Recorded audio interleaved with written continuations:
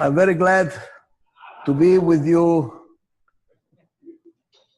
by Zoom, at least by Zoom. I would like to be there in person, and I plan to be there in person, but the conditions are such that it prohibited me from doing the trip.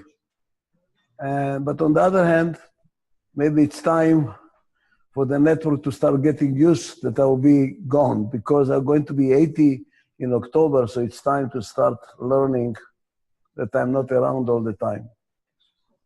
But I'm glad I see a big crowd here. I'm so thankful that enough people are interested in the methodology, and I'm very happy to share with you whatever I know and whatever experiences I've had.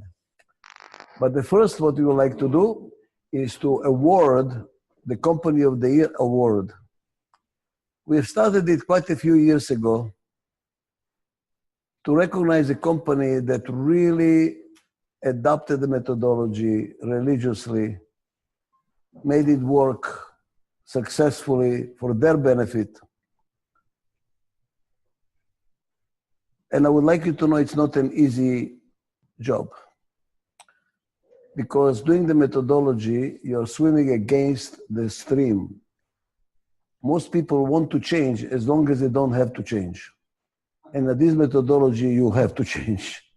And that's, for some people, it's painful. So there is always somebody that doesn't want to do it, and he finds 100 reasons why this is the wrong thing to do, and why, you know, we get accused that we made too much conflict, because we said we are not creating conflict. We take the conflict which is under the table and put it on the table so you can solve it. But it looks like, oh, there is a lot of commotion. So Company of the Year is a company that shows leadership, that shows commitment, that overcomes this resistance to change. I remember quite a few people that got Company of the Year award.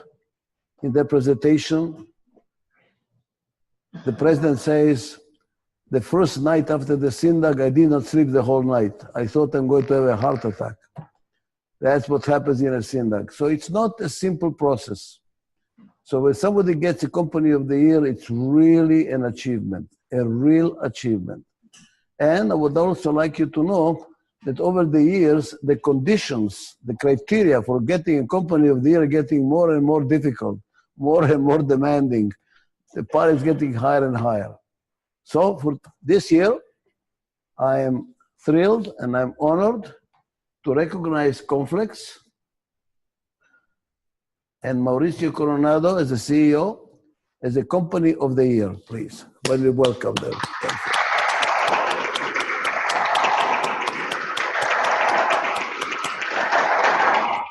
And I'll let Mauricio, welcome to make a presentation.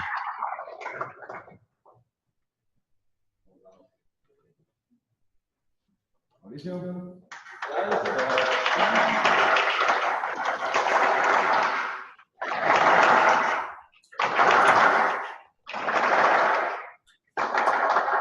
What is the tata? Tata. I don't hear it. I don't hear. Let me read what the wording is.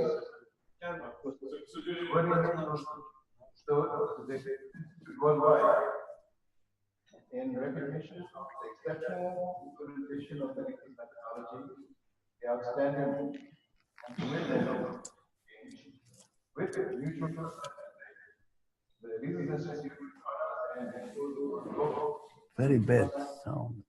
2017. If they're going to hear me like this, it's going to be pretty bad. Process of how this works, because this is the nominations, and then we have a professional council that evaluates the nominations.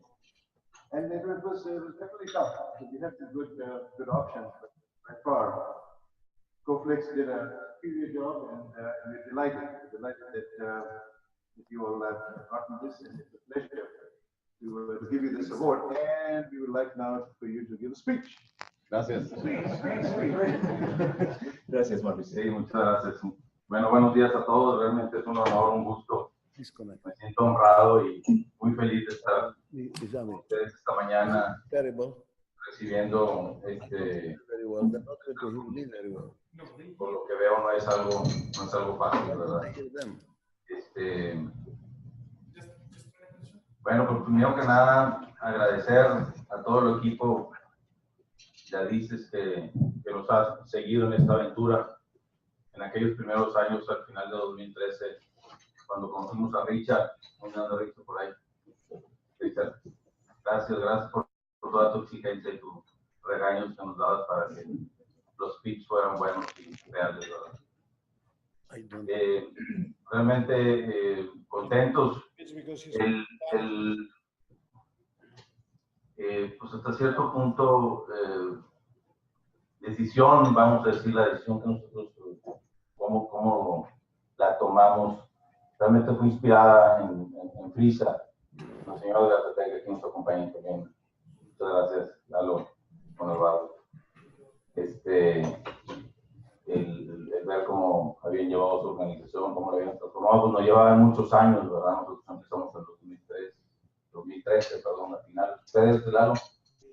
91. Entonces, bueno, yo agradecerles, como les dije, estamos muy contentos y les vamos a dar una pequeña explicación, una pequeña reseña de cómo ha sido nuestra aventura, cómo han sido estos años en esa, digamos, cultura, metodología de Adizes que hemos implementado en nuestra organización.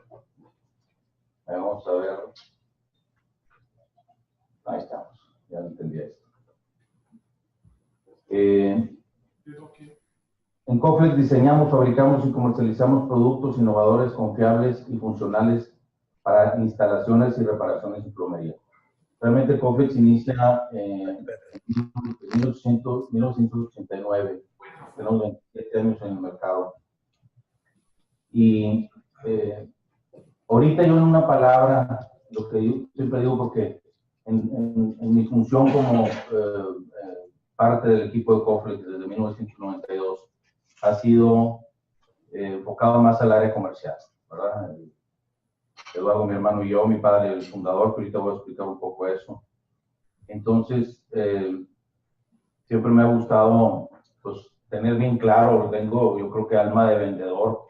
Entonces, el concepto, como yo digo, Coflex, ahorita que tenemos es, nosotros estamos en todas las instalaciones y mantenimiento de los hogares en el continente latinoamericano. El enfoque que tenemos para Estados Unidos es un poco diferente. Coflex se divide en el área comercial, área de reparación y mantenimiento y el área de OEM. O sea, tenemos clientes, fabricantes de grifería, básicamente que les vendemos nuestros productos para complementar su grifería, digamos. De hecho, algunos de ustedes ayer nos visitaron y nos dio mucho gusto que hayan estado por ahí por las instalaciones. Rápidamente, empresa mexicana, 27 años en el mercado, empezó unos años antes con una estrategia diferente de maquilar a una fábrica en Estados Unidos y nos dimos cuenta que digamos, estar en el mercado, en vez de venderle a un cliente industrial, estar en el mercado era lo mejor, ¿verdad? Entonces, en 1989 empieza Coflex en el mercado mexicano. Actualmente es el mayor fabricante de conectores flexibles en el continente americano. Nada más para dimensionar un poco, cada mes en Coflex se fabrican 1,5 millones de conectores flexibles de todos los tipos, colores, sabores no, ¿verdad? Pero ya a lo mejor al rato le metemos sabor.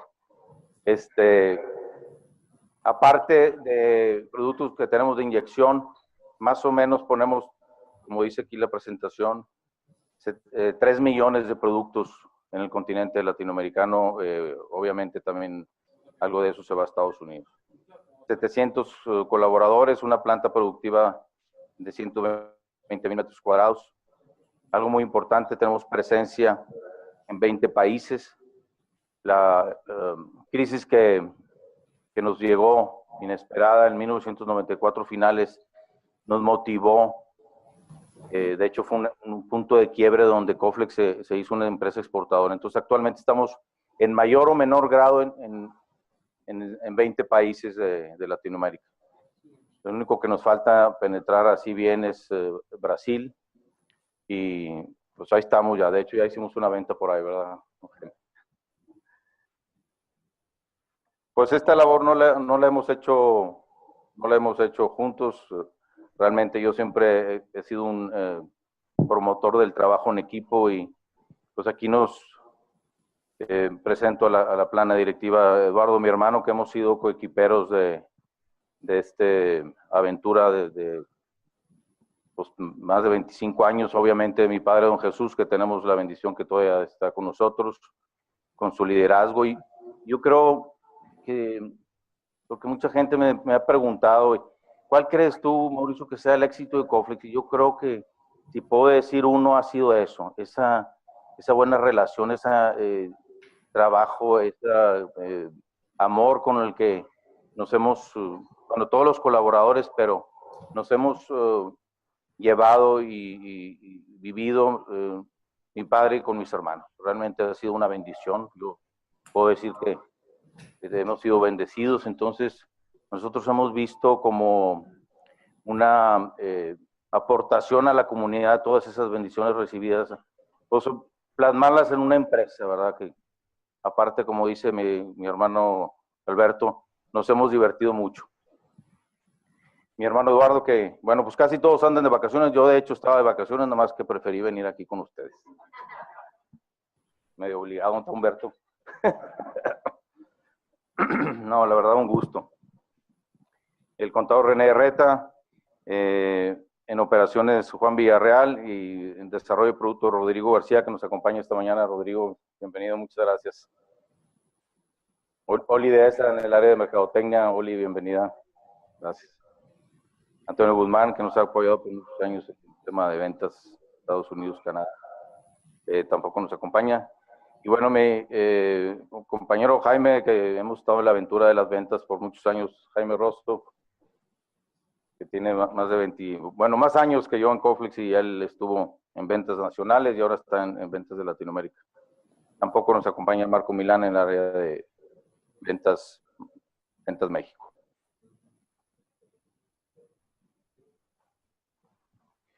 ¿Por qué Adizes? Y realmente, bueno, ya dijimos quiénes fueron los que nos inspiraron pues, digamos, entrar a esta metodología.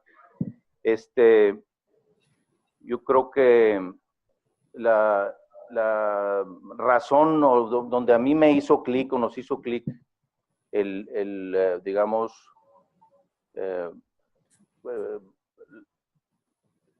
decisión más importante, o lo que vimos más importante nosotros en Adizes fue todo el tema de la eficiencia y la efectividad. Recuerdo haber escuchado aquel video del doctor Adizes, que nos está escuchando por aquí, donde hablaba del mutual trust and respect, donde hablaba de la energía, que la energía es una, que la energía se debe de manejar y que se debe enfocar al mercado, que no la debemos enfocar para estar gestionando, sino que, acuérdense la ecuación que hacía del 75-25. Entonces, yo creo que para mí fue donde nos enganchamos con la metodología Adizes, porque realmente todo lo que hemos aprendido, como lo voy a decir ahorita más adelante, pues es puro sentido común, ¿verdad? Que el doctor Adizes, con su capacidad y su inspiración que ha plasmado en su metodología, viene de ahí, del puro sentido común. Nos gustó mucho cómo se manejaban las juntas, el aprovechamiento del tiempo. Me gustó mucho también cuando entendí todo el concepto del PAI, el saber manejar los diferentes roles, ¿verdad? Que el que está produciendo, el que está administrando, el saber manejar el corto y largo plazo, los los I. Entonces, bien enganchadotes con la metodología. ¿Cómo ha sido nuestra transformación? Como lo dije hace rato, la cultura de confianza y respeto mutuo. el haber entendido que el conflicto es algo bueno y que hay que saberlo manejar, eso también fue algo que nos llamó muchísimo la atención. La energía es una, se debe orientar al mercado, hay que ser efectivos, eficientes. Sentido común, yo creo que es la base de la inspiración del doctor Adizes. Rápidamente, cómo hemos vivido desde finales del 2013. ¿Trae apuntador esto o no? Ahí está. Sí. Rápidamente, ¿no? En aquel finales de 2013, el Signa con Richard, que pues fue, yo creo que de los momentos más dolorosos, ¿verdad? El entender la cultura, empezamos a manejar todo el tema de los inner teams, todos los poco operativos. Seguimos con algo muy importante que yo creo que nos ha ayudado, y es algo que yo también quería mencionar. Hemos sido, Eduardo, mi hermano y yo, unos obsesivos en el tema de la estructura, desde antes de Adizes. Ahorita vamos en la versión, no sé, creo que en la 66 o 67 de él. Richard nos dijo que íbamos a llegar a la 100, pues ahí vamos, Richard. Todavía no llegamos a la versión 100 de la estructura, pero yo creo que hemos, desde aquel entonces que éramos un grupo de 25 colaboradores, modificado cientos de veces, yo creo que unas 200 veces el organigrama. Somos obsesivos en el tema de la estructura.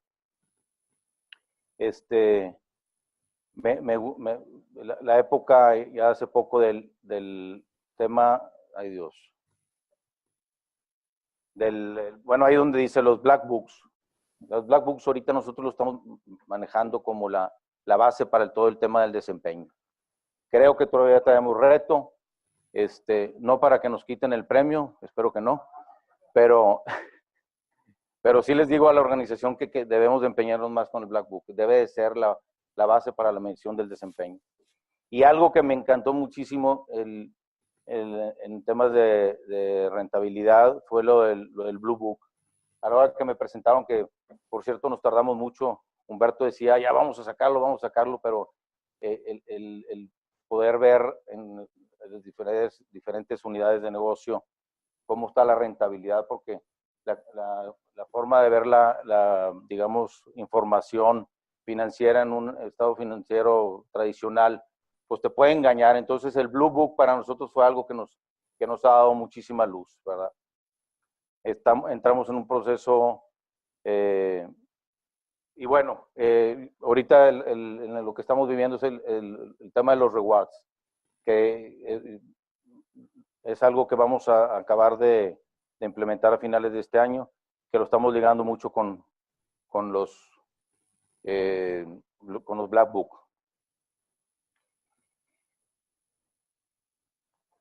Un poquito de números de lo que hemos vivido en estos años con Adizes. Poco operativo, 50 Inner Teams, ya traemos 3 POCs, el operativo, el corporativo, operativo y el de factores humanos, que fue el último creado. 50 Inner Team, 36 sesiones consecutivas, algo que nosotros no pensábamos que era normal, pero que nos han reconocido como algo muy bueno. No hemos digamos, reagendado ningún POC. Yo no sé los demás, creo que no tampoco, pero el POC operativo ha sido continuo desde que empezamos. Todos los meses, sin falta, hemos estado ahí atentos, presentes. Entonces, la disciplina con lo que hemos llevado la metodología ha sido un factor de éxito. 30 Inner Team en el POC de operaciones y en el POC de factores humanos ya traemos 15 Inner Teams, más de 90 Inner Teams en este tiempo, 50% de los colaboradores participando.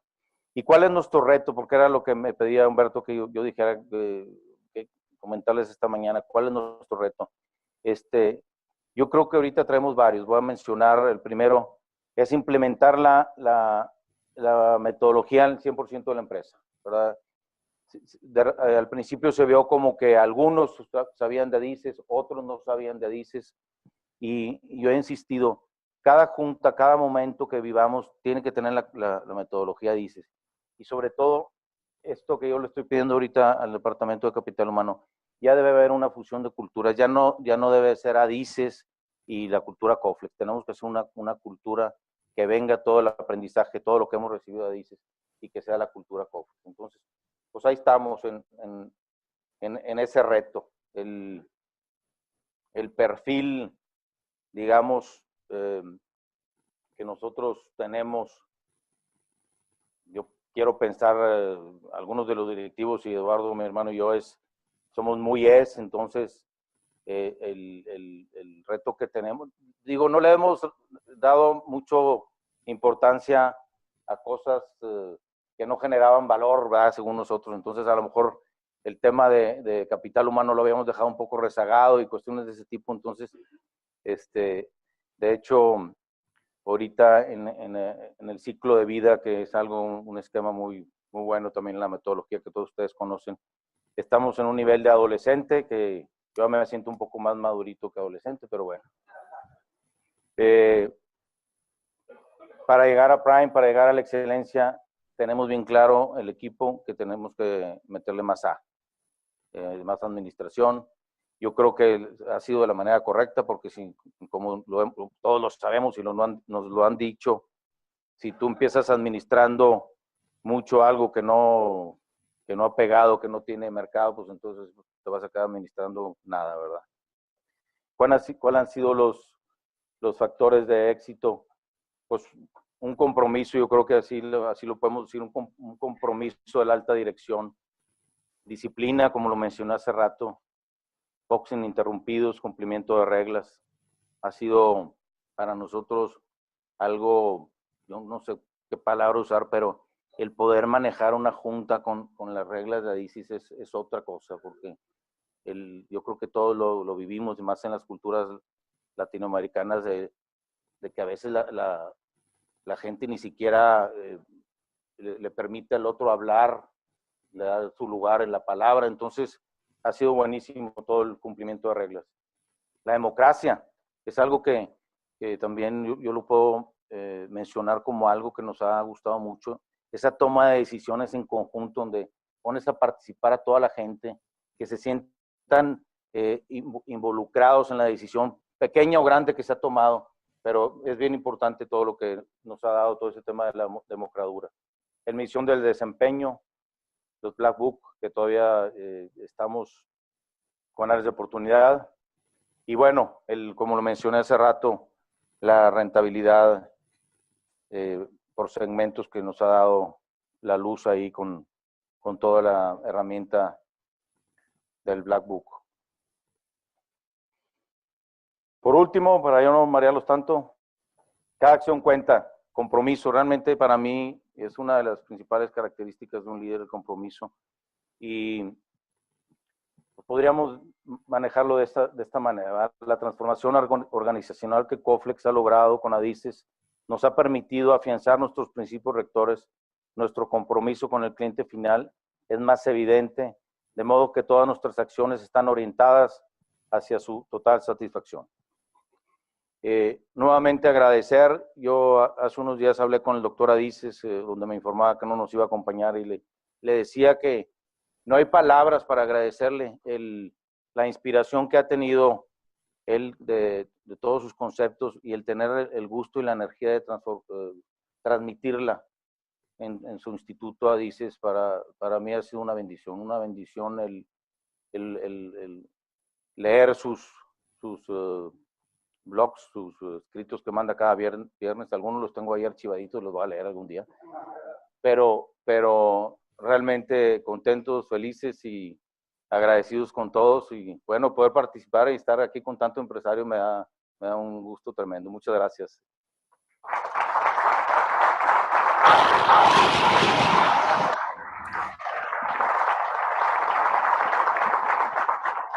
Gracias, Mauricio, gracias. I would like to invite the associates who worked with Mauricio on Coflex to stand up, and the program director to be recognized, because I want to applaud them, because it was a big job, incredible job, and I'm really, really impressed with them. Who are the associates, please? Get to the front. Who are the associates who worked? Thank you very much.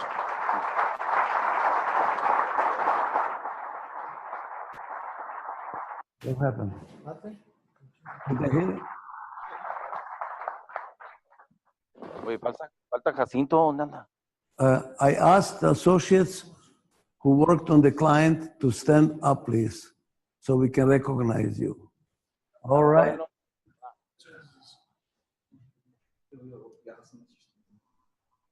All right. Okay, guys.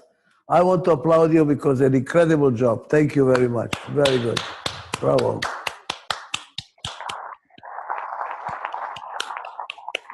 An incredible job. Thank you. So I think it's now time for questions and answers, right? Questions and answers to Mauricio. I will be making commentary after he answers the questions.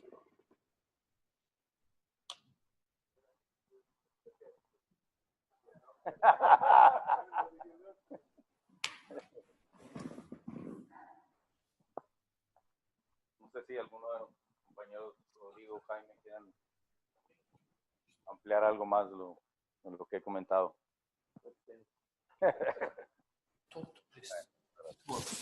I cannot talk like this. No, just talk. Just talk. Take your voice.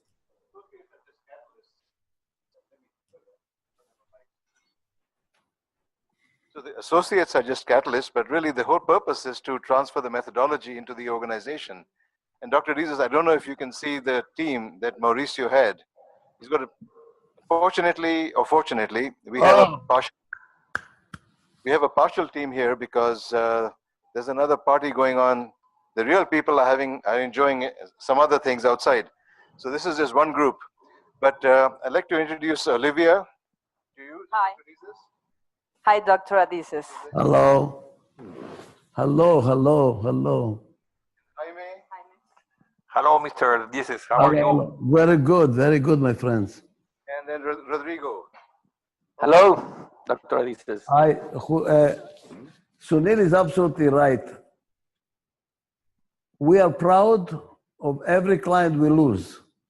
Why? Because our job is to transfer the technology, and it was music to my ears, Mauricio, when you said, at the end of the day, it's not Adizes complex, it's one and the same. It is, in other words, becomes part of your culture, part of who you are, and we would really like you to be independent, emancipated, just come to the convention once a year, learn something new, but otherwise you're on your own, and you are doing very well. And this, I'm really excited. It was an incredible presentation. I'm touched. I'm touched because you did all the 11 phases, and we transferred the technology to you. You have people doing the Adizes, and you're committed to it. And I assume you're getting some very good economic results. I've not heard the economic results, but I assume this is paying off for you.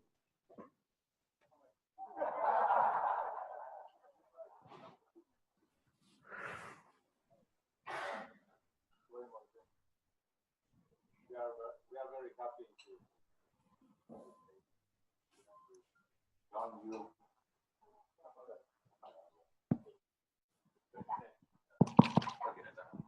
Yeah, we are very happy, Dr. Adizes, to be here, and thank you very much for all you. Mauricio is being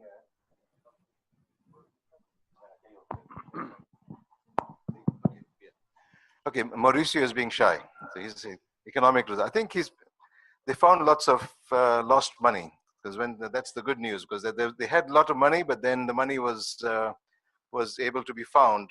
And I think the blue books were really, I think, revealing, and that was I think maybe that you can just share a bit of the story out there. And sometimes you don't realize what you have because everything grows and evolves, but then when you suddenly make it transparent, you say, there's some hidden assets that we don't really realize, and you've done a great job in leveraging that. And because of that, you change strategies, which I think was, because earlier you have a strategy based on some information, but then when you see, there's a new insight. In fact, in working with many of you, many times you just go back to the core, and I think 60% of the organizations we worked with, if you just go back to the basics, you find lots of money that you left behind because you went after the new customers and the new thing. And let's go to South America. Maybe the backyard is not so bad, So okay, but please, any questions? I think it's important if because this is more of a exchange. Yeah. one of the things that I found when we started working is that Coflex was a very product-driven, very innovative, but also product-driven company. And by working on the structure and the mission, we were able to actually change the orientation and make it into a more customer-oriented company, analyzing what the customers really want and developing products according to this versus just going into we're very good at creating products and so on and so forth, and many of the products were actually not working or not being able to be sold. So I think this change of orientation also was critical in the way we worked with Coflex. I thought that was an interesting change. Muy bien, pues muchas gracias a todos. Continuamos.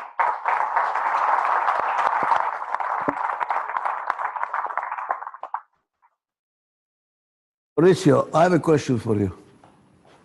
Mauricio, my question to you is, what was the most difficult part of the program for you?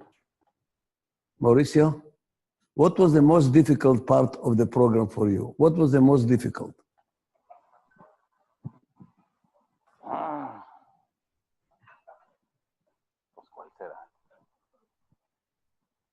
Everything, huh?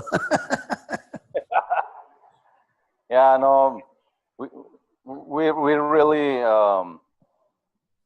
have followed all the steps as I show, and I don't know, maybe the blue books was the most difficult part. I think was the blue books. Yeah. Yeah, I'm not surprised. I'm not surprised. and also black books. But the blue book is the most difficult one. Did the financial guy support it, or he was giving you the most hard time? The CFO. No. The CFO was the CFO supporting the blue book, or was he dragging? Oh yeah, he was. It took a long time to get it, but he's supporting. Yeah. That's very interesting. You're lucky. You're lucky. You're lucky. Usually the CFO gives you a lot of hard time. Okay, good. All right. Humberto is gonna share us something. Actually, Dr. Adizes, what happened is that in this very case, the CFO was actually very supportive of the process, but the amount of work he had to do was just unbelievable. It took him almost 9 months of reworking all the accounts to make it happen. So it took a little bit longer than expected, but of course, with the support of Tatiana, we were able to pull it off, and now they're following AED every month. So it's all good. It's all good now. And also, he was very methodical and slow. Yeah. Wow, this is almost on the border of miracle. I'm very happy to hear that, because it's a very difficult, it's not difficult process, but accountants do not like change. Accountants do not like change. So when you come and tell them we're going to change, they break in a rash, you know. So, but I can see it was, if you overcome that, good. Now, you did not start the reward system yet, right? Did you do the reward system already? They have started the architecture, but we're still in the process of finalizing it and implementing it. Good. All right, great. All right, how many integrators do we have? Internal integrators in the company? 8. 8. My God. This is, I applaud you. You really, really deserve Company of the Year. You really deserve it. This is a really tremendous success. Thank you very much. Thank you. Thank you very much. All right, I think I was asked by Sunil and Umberto and Shoham to now give a little speech about the method. Before going there, I think maybe the better idea is just to have a break. All right. Come back. How long is the break? How long is the break? Let's give it 10 minutes and we'll start. All right. Okay, let's do that. Thank you.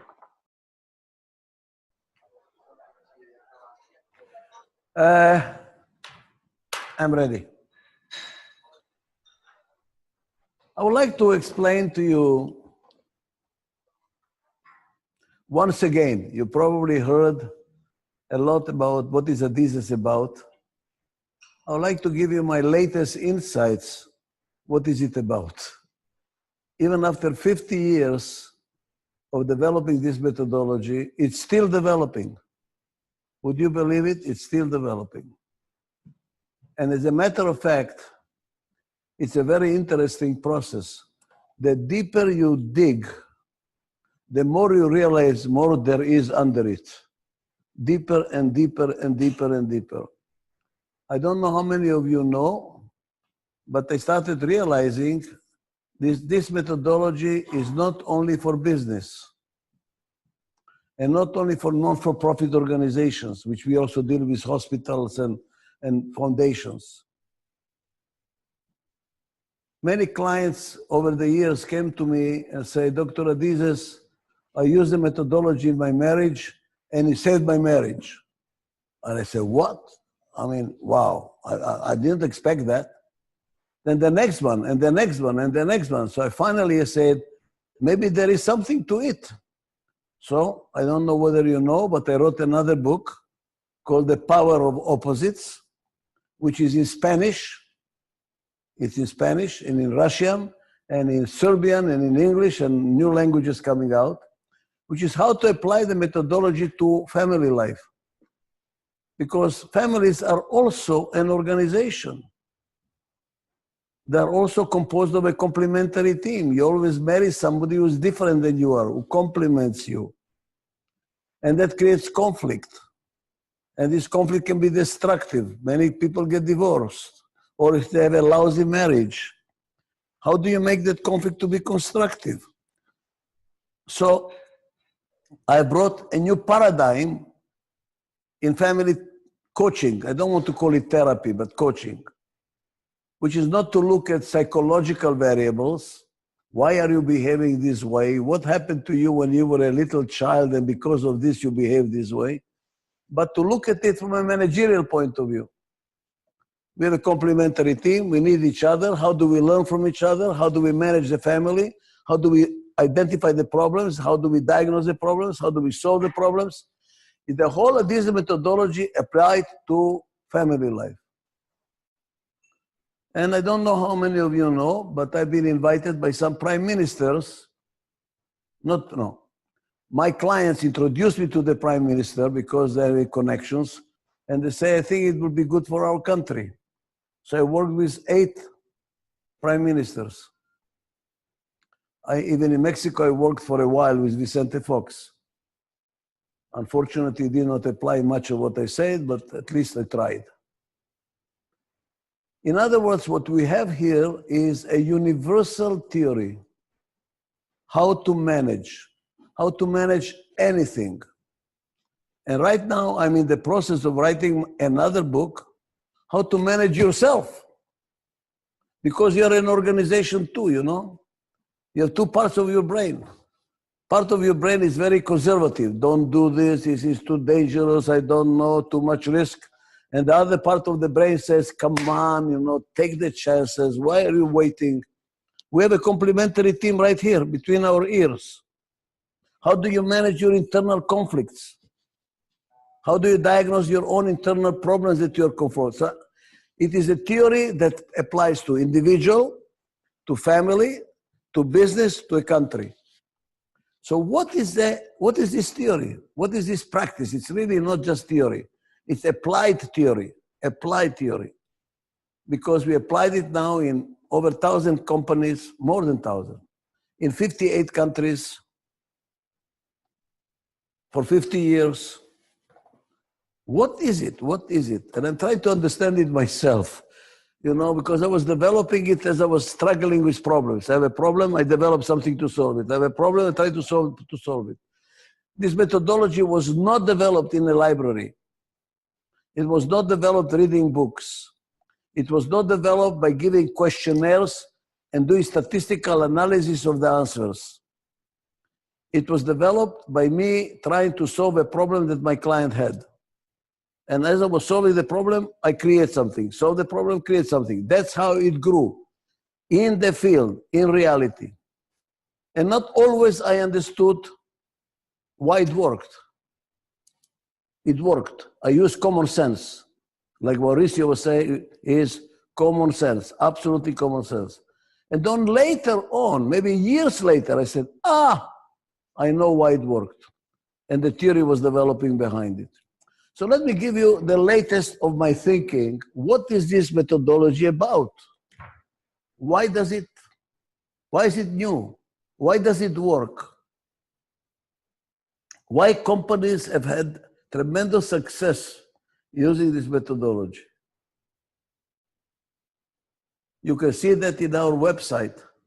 Companies that grew from $12 million, $12 million to $7 billion. And he says, thanks to the Adizes methodology. Many companies like this. What is it? What is it? Let me give you what it is. The latest of my thinking. Next year I will say something else because I'm constantly learning, constantly learning. For thousands of years, organizations were managed hierarchically. If you look at the pharaohs in Egypt, it was a hierarchical organization. Military organization, hierarchical. Nomadic society was very hierarchical. There was a head of the tribe, and everybody had to listen to the head of the tribe. End of the story.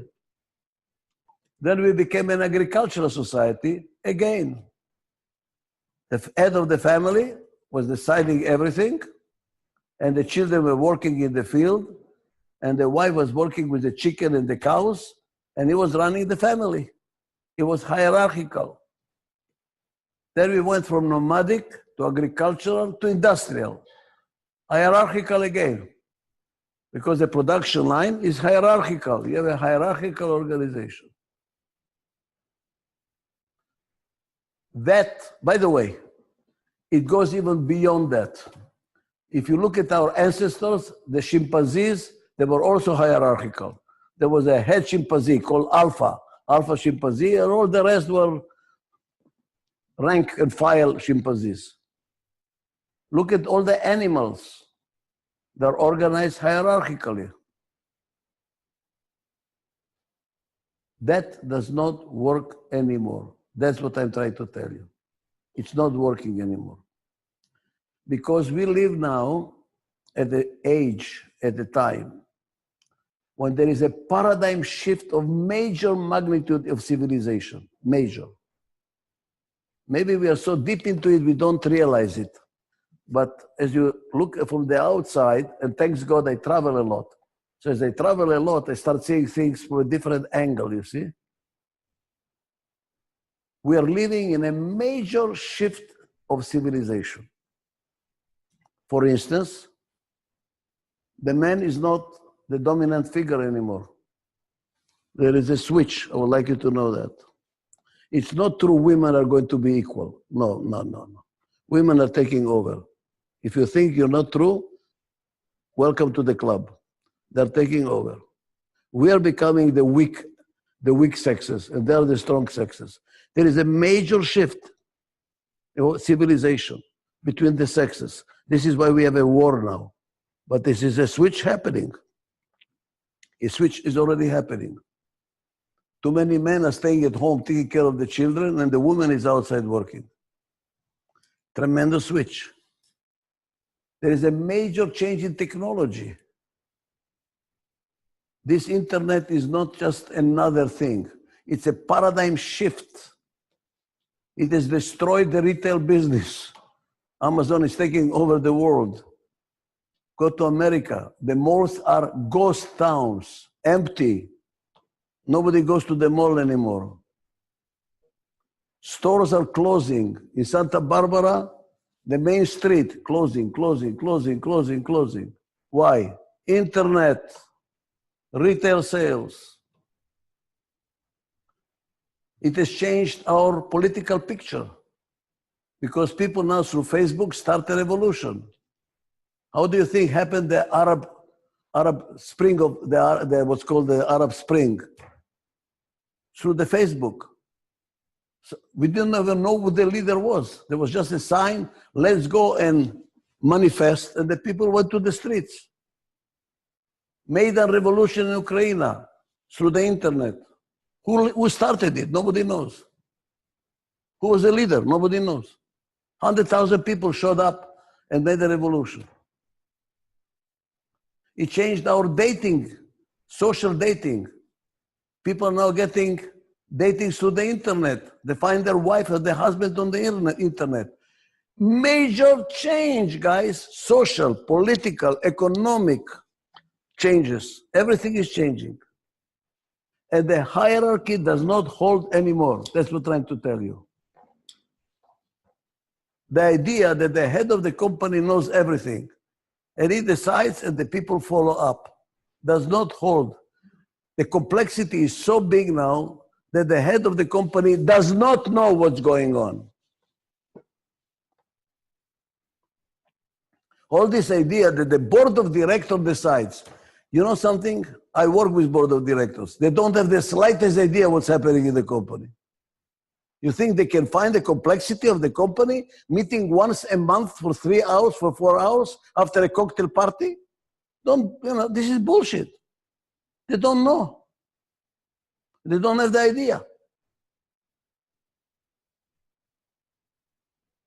What is the new analogy? What is the new analogy? Medicine says to be healthy, listen to your body. Listen to your body. Every part of the body has memory. Do you realize that every cell in our body thinks? Not only the brain thinks. Every cell thinks. You have to listen to all your body if you want to be healthy. That's exactly what we try to do in a company. Salesmen might know more about what's happening to the company than the president. Do you know that? Because they're in the field. You have to listen to your toe if you want to be healthy. So we have to now change the whole paradigm from having a hierarchy like this to start having an organization that is more participative, listening to each other, working with each other. What Mauricio called it collaboration. I want to put this word collaboration into your mind. Forget leadership. All this Harvard Business School teaching about leadership, leadership. It's an old paradigm. The head is a leader. Here is a leader pointing the direction. Let's go that way. Dead. What we need to talk about is collaborative leadership. Not just leadership. Not individualistic leadership. Collaborative leadership. Look at my hand. You probably heard my lecture many times. Look at this. Different fingers together. That's a hand. That is a blessing. That's called a hamsa. Go to any church of any denomination. All the saints are standing like this.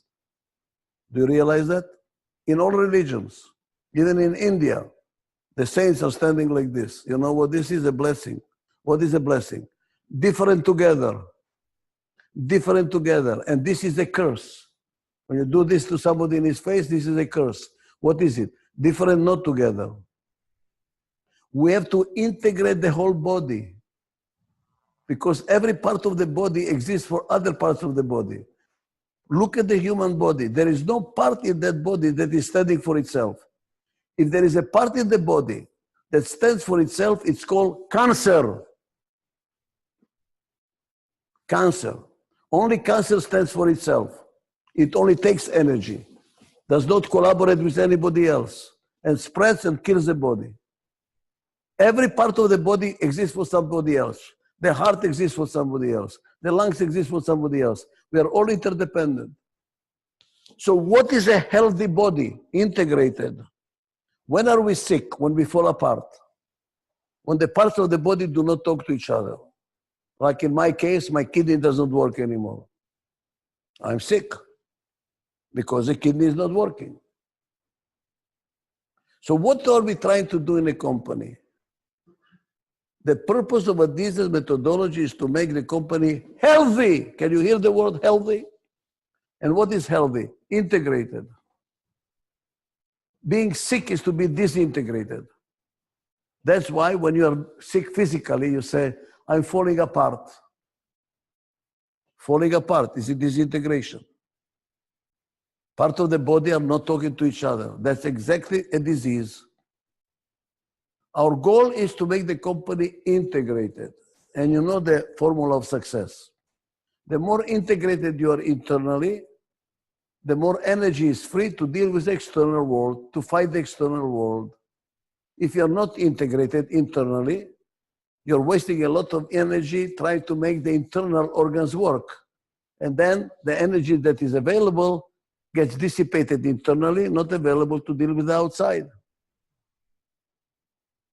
You know how many times we come across a company, my God, incredible technology, innovative technology, genius of technology. And with that kind of a technology, there is a market. Market is there, technology is there, and if you have market and technology, there is money, by the way. Money comes and knocks on your door. Please let us in. We want to invest in you. And the company is not going anywhere. It's failing. How can it be? They have the technology, they have the market, they have the money. What's wrong with them? Disintegration. The partners are fighting. Or father, son are fighting. Or trade unions against the company. Or the engineers against the marketing. Or marketing against sales. Or sales against production. And accounting against everybody. So what's happening? All the technology, all that market, all that money, total waste. They're going nowhere. Why? Because they are sick. The purpose of Adizes is to make the company healthy. And I would like you to know something else. The most valuable things in life, I repeat, the most valuable things in life, we know them only by their absence. You don't know the value of being healthy till you're sick. Oh, then you discover how important it is to be healthy. When you're healthy, you take it for granted until you get sick. What else is most important in life? Love. You don't know the value of love till you have no love in your life. All at once you discover, oh my God, I'm so lonely. Democracy. You don't know the value of democracy till you live in dictatorship. When you live in democracy, oh, you take it for granted, democracy.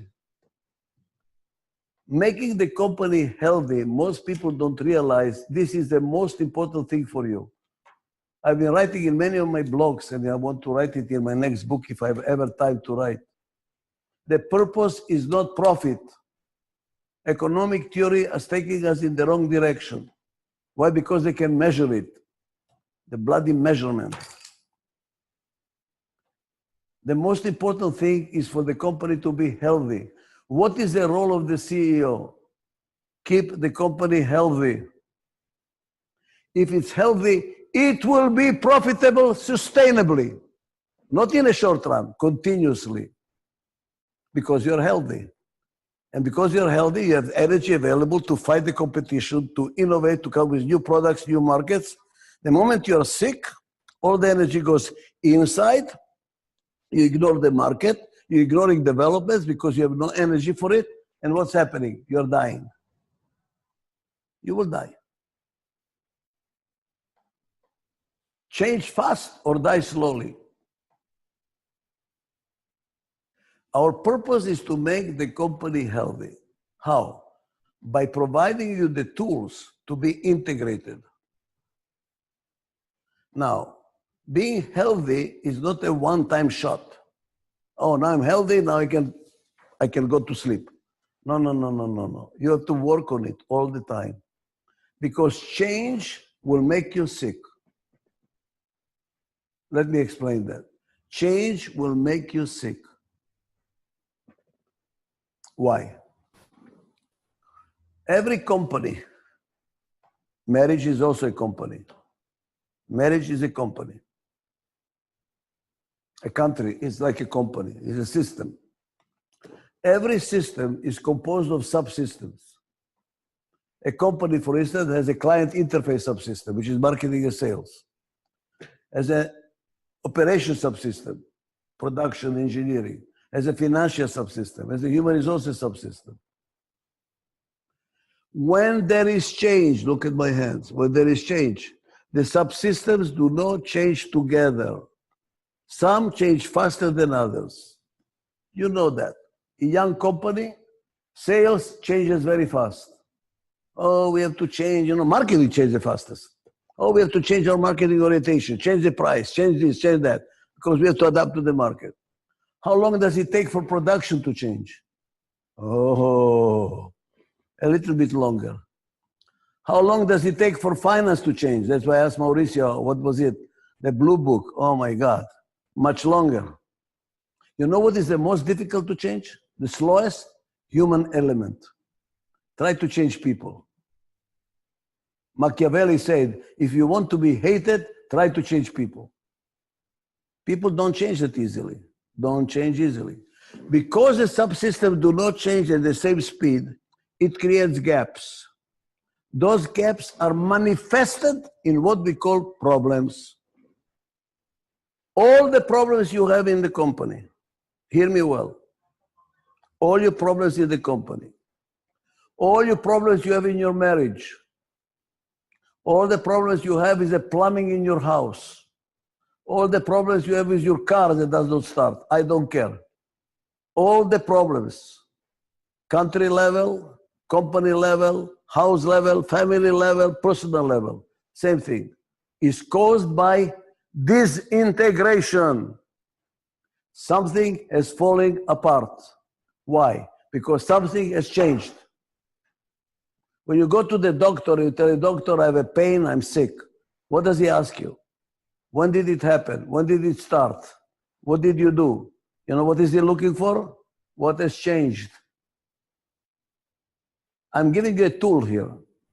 Go back to your company. Any problem you have, ask the question. What has fallen apart? What has changed? In a marriage, we love each other till the children are born. This is a change. We might have some crisis. We move houses, change. We might have a problem. Change causes disintegration because the subsystems do not change together. Change causes disintegration. Do you hear me? Disintegration does not happen by itself. It happens because of change. And what's happening in our society? The fastest change in the history of mankind. Never has been such a change like we are experiencing now.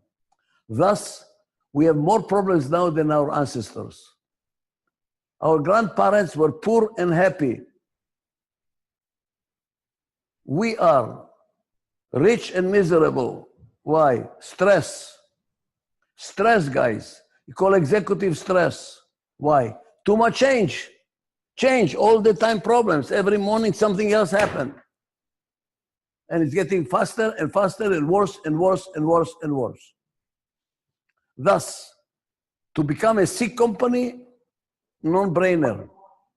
Look at the biggest companies, they just disappear.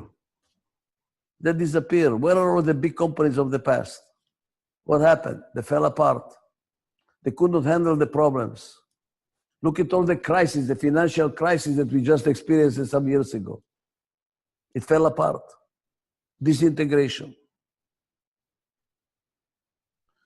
The purpose of Adizes is to provide you the tools to maintain integration in light of change. To maintain integration in light of change, which means how to handle change constructively. Because change, if it's not handled constructively, by definition is destructive. I want to repeat this. Change is not benign. Well, you choose. Do you want to make it constructive or do you want to make it destructive? No, no, no, no, no. Change is by definition destructive. By definition. Time, by definition, is destructive. Buy the most expensive car. Put it in the garage. Don't touch the car. for 2 years. Don't touch it for 2 years. Don't drive it. Don't do anything. Very expensive car. Try to start it after 2 years. It doesn't work. What the hell happened? Change, time equals change. Spend $1 million on the most beautiful garden with some exotic flowers and exotic trees and exotic uha muha buha. And then for 2 years, don't touch the garden. Don't touch it. What happened after 2 years? Full with weeds. What happened? Change. What happened? Time. Change is destructive by nature. If you do nothing, you will fall apart. I repeat. If you do nothing, your company will fall apart. If you do nothing with your body, you will fall apart. If you do nothing in your marriage, it will fall apart. I had a client of mine, I want to share this with you because it's in my new book. And whenever I work with a client, I schedule the whole scheduling of my sessions a year in advance because I want to have it systematic. No, let's say when we're going to meet. No. Here is the dates for the whole year. So I said, what about March 15? He said, Dr. Adizes, I cannot do, I'm on my honeymoon. I said, honeymoon? I just had dinner with his wife the night before. When did he get divorced and remarried overnight? I mean, I know this is California, but this is a little bit too much, you know? Then he saw that I was surprised. He says, no, you don't understand, Dr. Adizes. We have a rule, my wife and me. On the anniversary of our honeymoon, every year we have a honeymoon because one honeymoon is not enough for a lifetime of a marriage. One honeymoon is not enough for a lifetime of a marriage. You have to reinforce the marriage or it will fall apart. You have to integrate the family or it will fall apart. In other words, you have to take initiative. It does not happen by itself. You know, I don't know how many of you are religious, but I am spiritual. And maybe I'm not religious going to church every day or synagogue, but I'm spiritual in my heart. I believe God. God said the following thing. I don't have time to tell you what to do all the time. So I made a rule. If you keep working on integration, everything will be fine. You don't work on integration, you'll fall apart. Thank you very much. I gave you the tools. You decide. You want this way or that way. Up to you. Look at what happened to our environment. Floods. The ocean is rising. There is a tremendous weather change, right? Why is it happening? Because we don't respect the environment. We have not worked on keeping it together. We disintegrated the world. So now the result is that the whole environment, the weather is sick. The world is sick. We have to work on it. God is not going to do it for us. God gave us the tools. Now you decide what you want to do. The Adizes methodology is to give you the tools so that you can make the company healthy and keep it healthy. Mauricio, keep it healthy. Because if you stop practicing Adizes, I give you 2-3 years. Stop practicing. Slowly, it will disappear. It will be like the Inca ruins. Something there of the past, but it's not there anymore. You have to continuously work on it, continuously work on it, continuously work. It's like exercising. You stop exercising, you start getting fat. You have to continuously work on it because of change. And the higher is the rate of change that you're experiencing in your market, in your technology, the more you have to work on it, on integration, because that change is causing you to disintegrate. The purpose of a leader of a company, all of you that are leaders of a company, think about how to keep the company together. This is not the symbol of a leader. This is a symbol of a leader for a young company, startup company. Do this, do this, do this, do that. That's okay, makes sense. But when the company is grown bigger and bigger and bigger, you cannot manage like this anymore. You cannot. It's like you can tell a little child, 2, 3, 4 years old, what to do. But by the time he's 40 years old and you tell him what to do, you're in trouble. He's going to leave the house and never come back. You have to move to this finger. Why this finger? Because this is the only finger that works with all the other fingers. This is what makes a hand. In some languages in the world, this is not a finger. This is a hand maker. Do you realize that? Hand maker. If you don't have a thumb, you don't have a hand. Your role as a leader is to be a thumb. And this is the change that so many have difficulty making. Because they're used to be this way. Pa, pa, pa, pa. Feel great. Ego gratification. I tell everybody what to do. Everybody jumps when I speak. Everybody listens to me. Wow.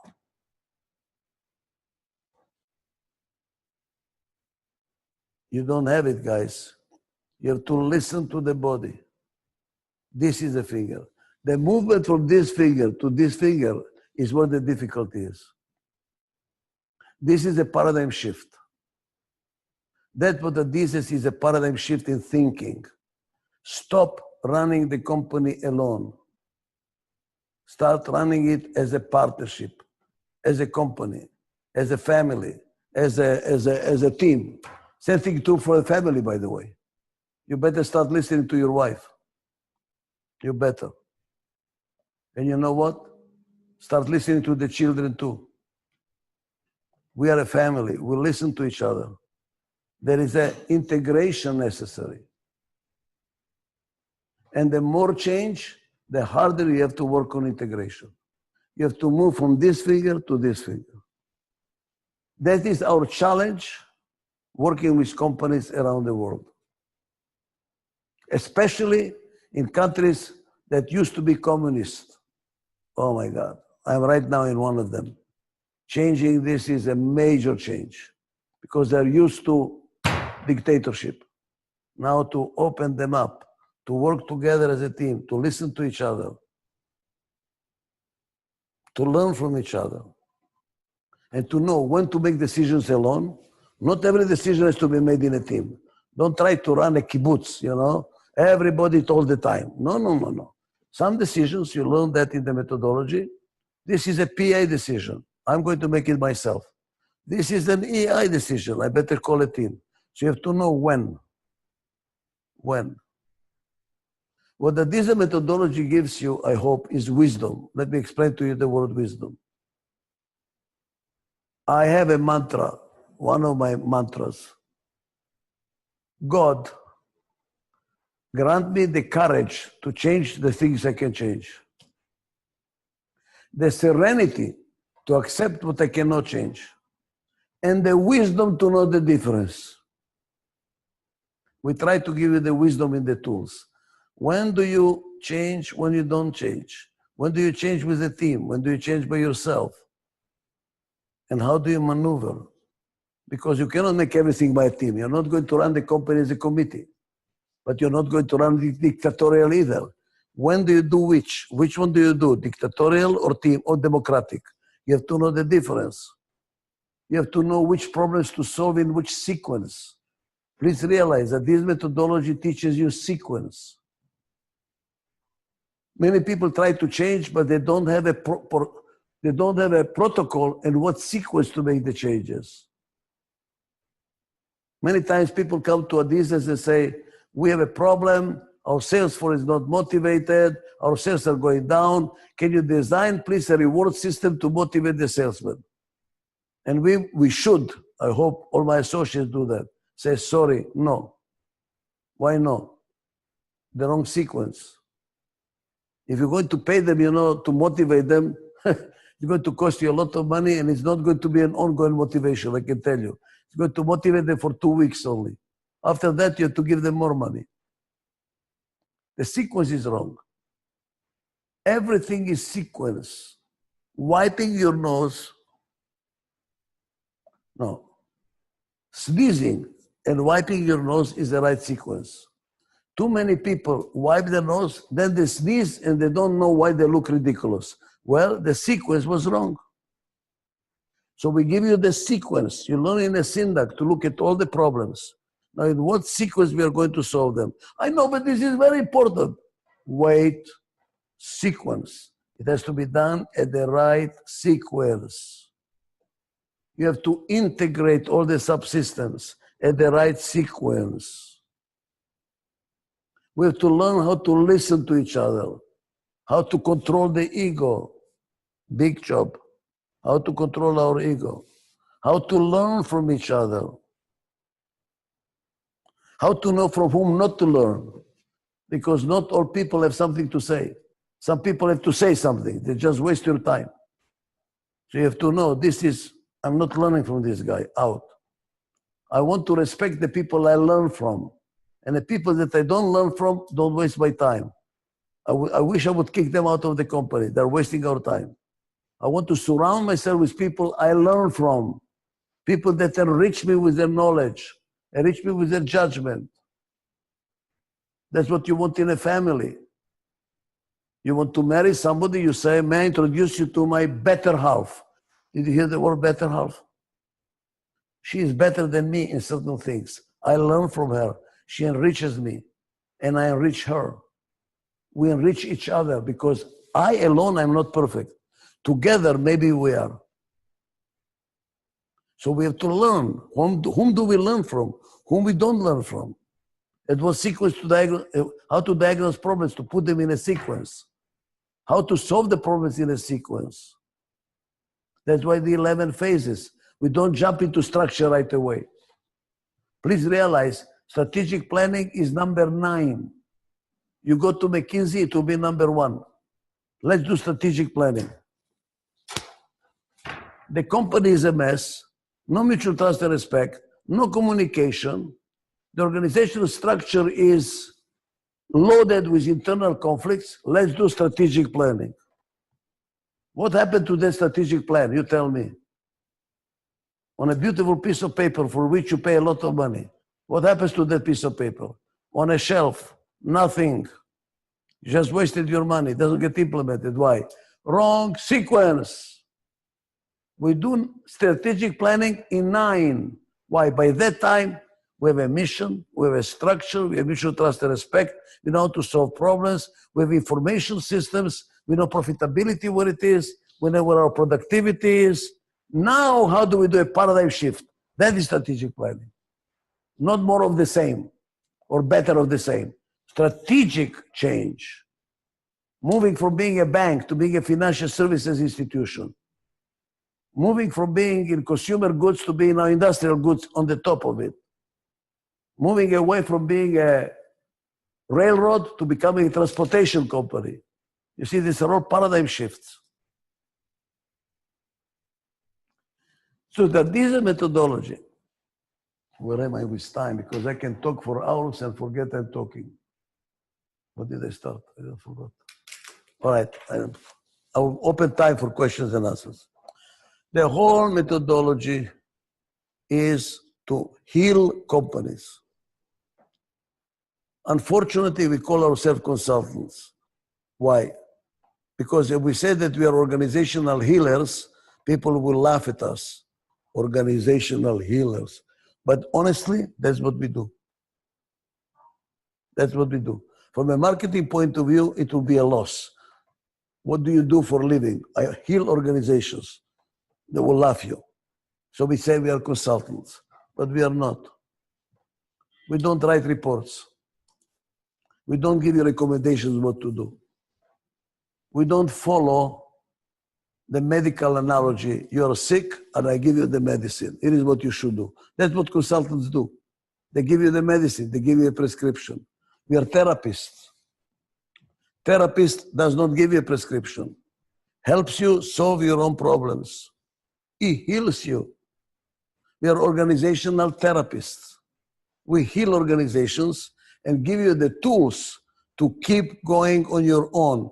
I pray that company is strong enough, it says Dr. Adizes or Sunil or Umberto, enough, we know what to do. Thank you very much. This is music to our ears because it will be like in therapy. You want a patient that eventually says, I have it. Thank you very much. I know what I'm doing. I know how to cope with the world. I know how to solve my problems. I don't need any more psychotherapists. I'm free. Well, I want you to be free, to transfer the technology and you be free. Because if you are healthy and maintain your organizational health with the tools, repeat the 11 phases all the time. When you finish 11, start all over again. Why? Because there was change. A new synagogue, new senior teams, new POC, new mission, new structure. It to continuously, never stop. Repeat the 11 phases. It's done in a certain way, you see. Why 11 phases? Because we have 12 months of the year. January to November. December is Christmas, don't work. Don't do Adizes. Take a month's vacation. January, start all over again. For how long? Forever. Forever. On your own, without Adizes. We've done our job, we taught you, we transferred the technology, go on your own. And if you need a problem, call us for help desk. That's it. That is the whole purpose. That is the whole purpose.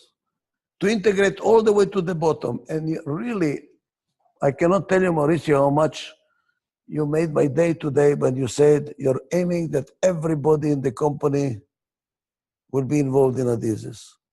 Everybody. You're absolutely right. The last guy on the line. You know? I'll tell you a little bit vulgar joke, but people don't remember my lectures, but remember my jokes. One day, different parts of the body were arguing, who is the most important? And the heart said, I am the most important. If I stop, all of you guys are dead. And the lung says, oh, really? If I stop, you get no oxygen, you're dead. In the meantime, they're arguing all the time. And then the kidney says, but if I don't clean up the blood, then you cannot do. All this time, the rectum, you know, the asshole, was saying, oh, guys, me too, me too. Said, you're just an asshole. You just shut up. You know, don't, you know, you're nobody. Finally, he got upset. He says, I'm nobody. He closed himself up for 3 weeks. Oh, my God. Everybody say, you're the most important thing in the world. Please open up. Get everybody involved, guys. Get everybody involved. I'll tell you a story how important this is. I assume you're in a hotel. All hotels around the world, you go to the bathroom, there is a sign on the wall saying, if you want to reuse the towel, hang it. If you want to get a new towel, put it on the floor, right? And then they give you environmental reasons to save the environment, to save water, to save uha muha buha. Do you know this is result of Adizes work? I know when it was created. We were handling phase 8, stretching. Outrigger Hotels, Hawaii, 30 years ago. And working with maids, the women that clean up the rooms. That's why I tell you, the bottom of the chart. How do we save money? So we looked at the item, laundry. Oh my God, how do we save money on laundry? One of the room maids, probably she doesn't know how to read and write, just a most simple woman from the bottom of the chart.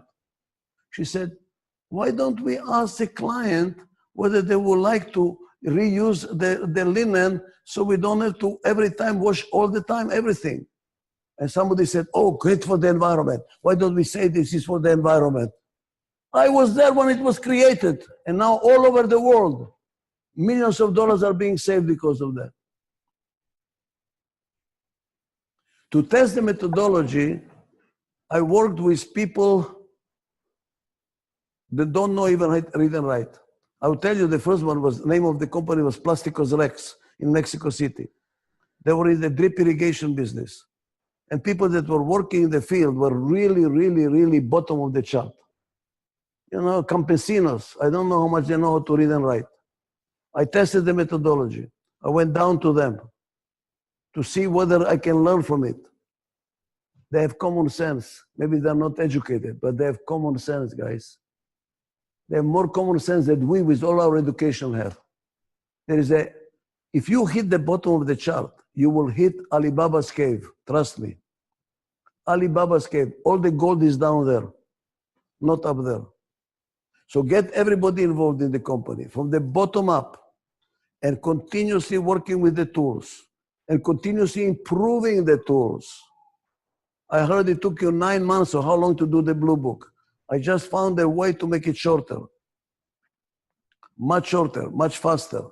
We are constantly learning. It's like in medicine. You learn how to do it faster, how to do the operation much more sophisticated, much better. So constantly come to conventions, constantly learn, update yourself, bring your top management to learn at the convention and in new tools and in new capabilities so that you're continuously, like in medicine, keeping yourself healthy. And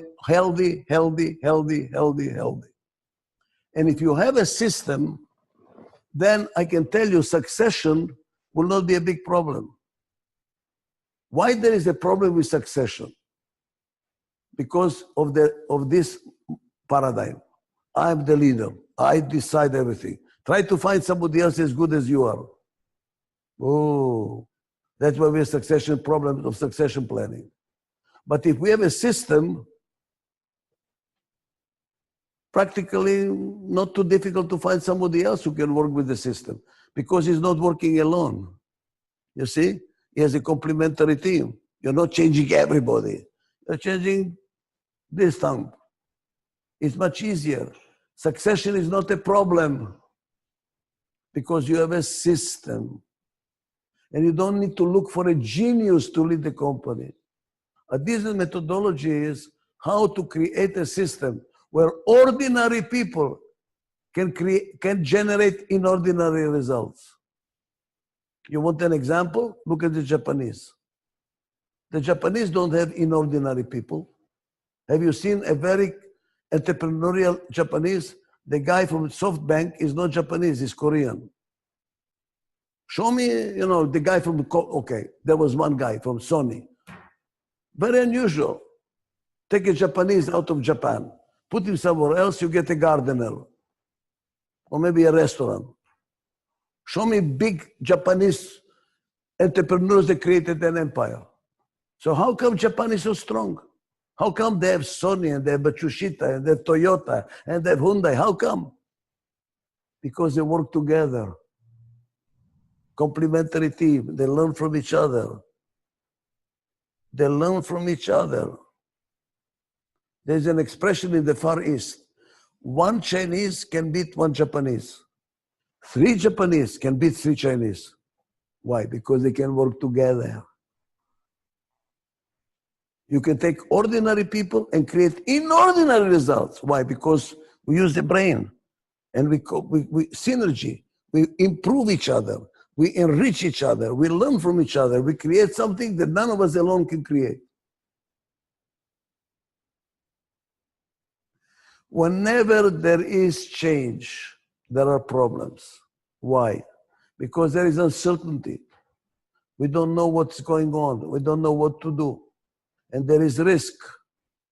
If we do it, it might not work. That's why people are scared of change. They don't like change. Too much uncertainty, too much risk. Adizes methodology enables you to minimize uncertainty and to minimize risk. You know how? By working as a team, making decisions as a team, we learn from each other, we reduce uncertainty because everybody contributes something. There is additional information, everybody contributes. Uncertainty goes down. You feel much more secure because everybody contributed, because everybody saw it from a different angle. And you reduce risk. Why? Because there is collaboration. We work together, common interest. So all those that are necessary for implementation are participating, are sharing. That reduces risk. When there is no collaboration, risk is much higher. When you try to make decisions by yourself, uncertainty is much higher. So we reduce your uncertainty. We reduce your risk. That's why companies are so successful. And that's why people are happy. Because I'm not alone. I'm not executive stress. I'm supported. And bottom line, one thing more.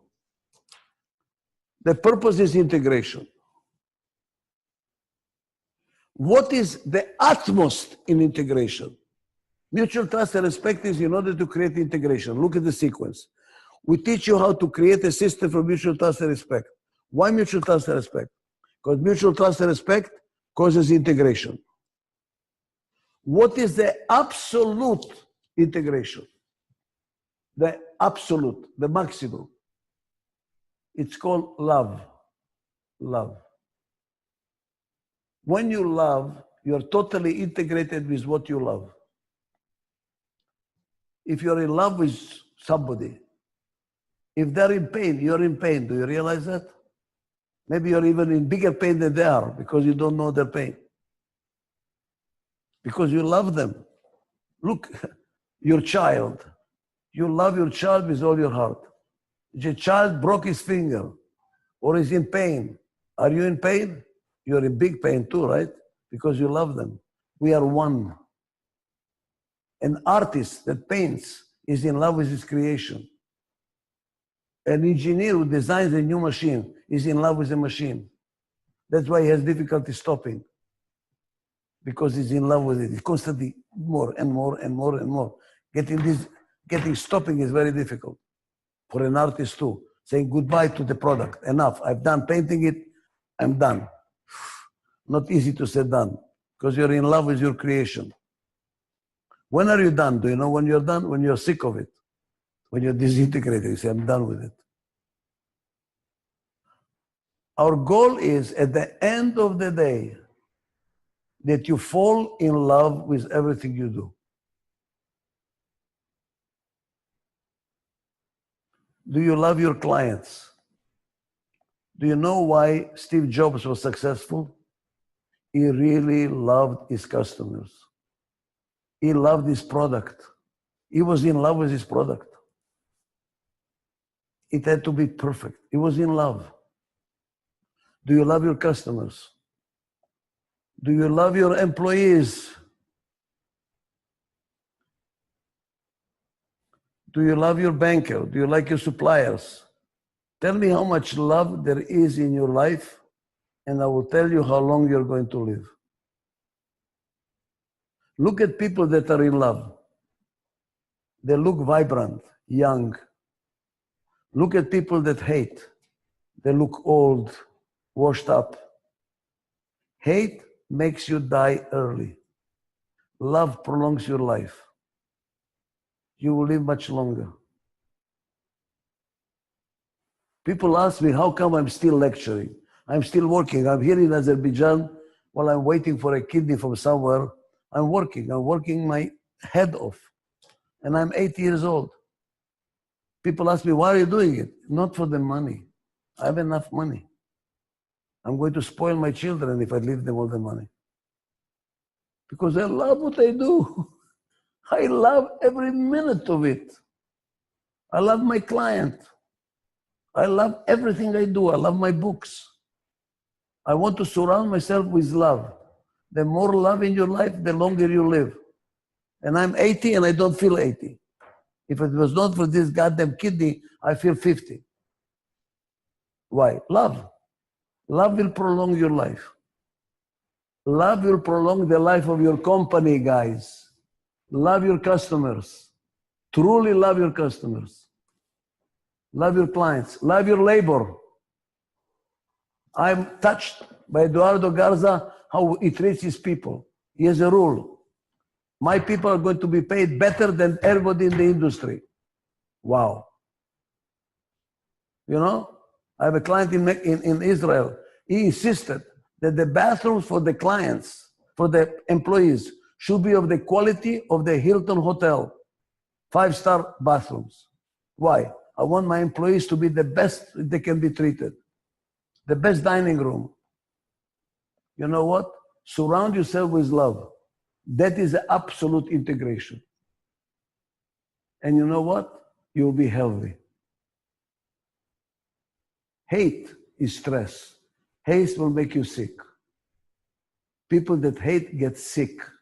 They develop all kinds of diseases. They die. Have love, and you prolong life.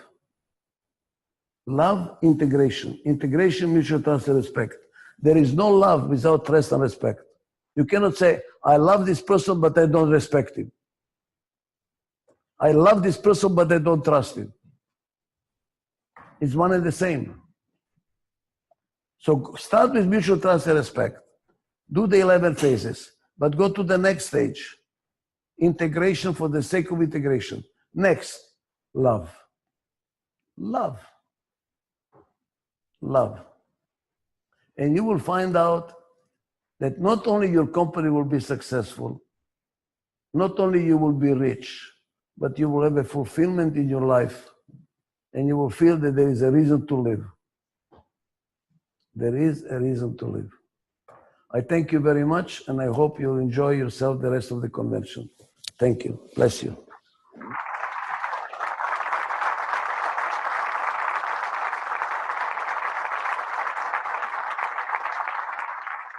I was told, and I would like to do that, to answer any questions. So please, any questions you have, I'm here to serve you. Please do. Questions?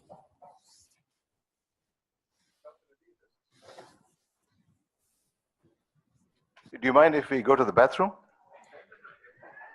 And then we take questions? As long as they promise to come back. Yeah. What do you think? A break is better. Let's do the break. Think of your questions, and then we'll have a back and forth. Okay, good. Thank you.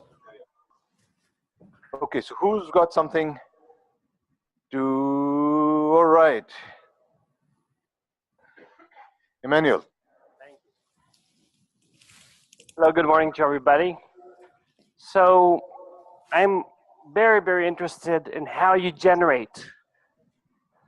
Oh, yes. So my name is Emmanuel Garza. I'm president of a university close by in Saltillo, Mexico, Universidad Carolina. Also a member of many organizations in the nonprofit sector here in Monterrey. What was the question now, please? Say it again. Yes, so I'm very interested in the theme of trust and generating these relationships of trust and reciprocity within the organization. I'm wondering, because this is a lengthy process. You have to have patience to generate this trust. Okay. How do you generate the space, the conditions for trust within the organization? Good. Let me tell you what trust is in the Adizes language. And by the way, this question is not an easy question. I've spent many years wondering what the hell it is. My conclusion is, let me start from the bottom. I trust people that share my interest. If they don't have my interest at heart, how can I trust them? In other words, if they're working on their interest, and they don't share my interest, I might not be able to trust them.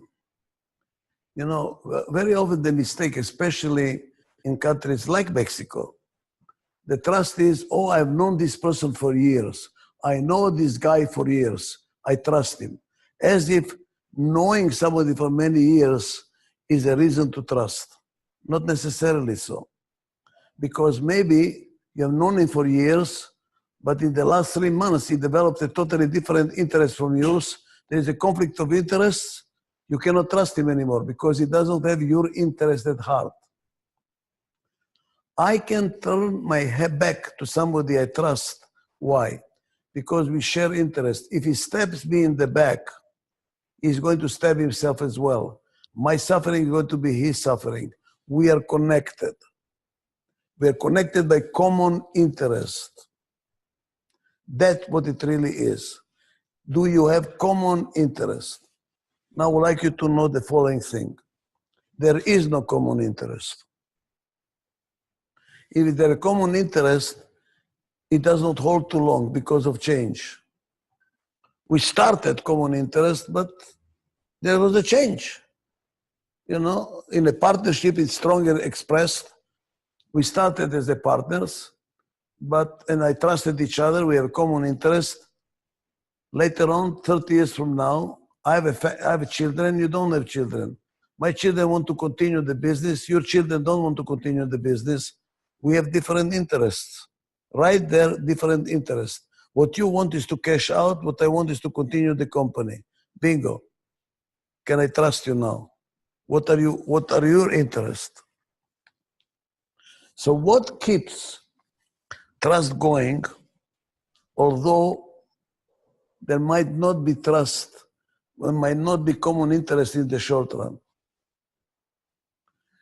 I'm going to shout the key word.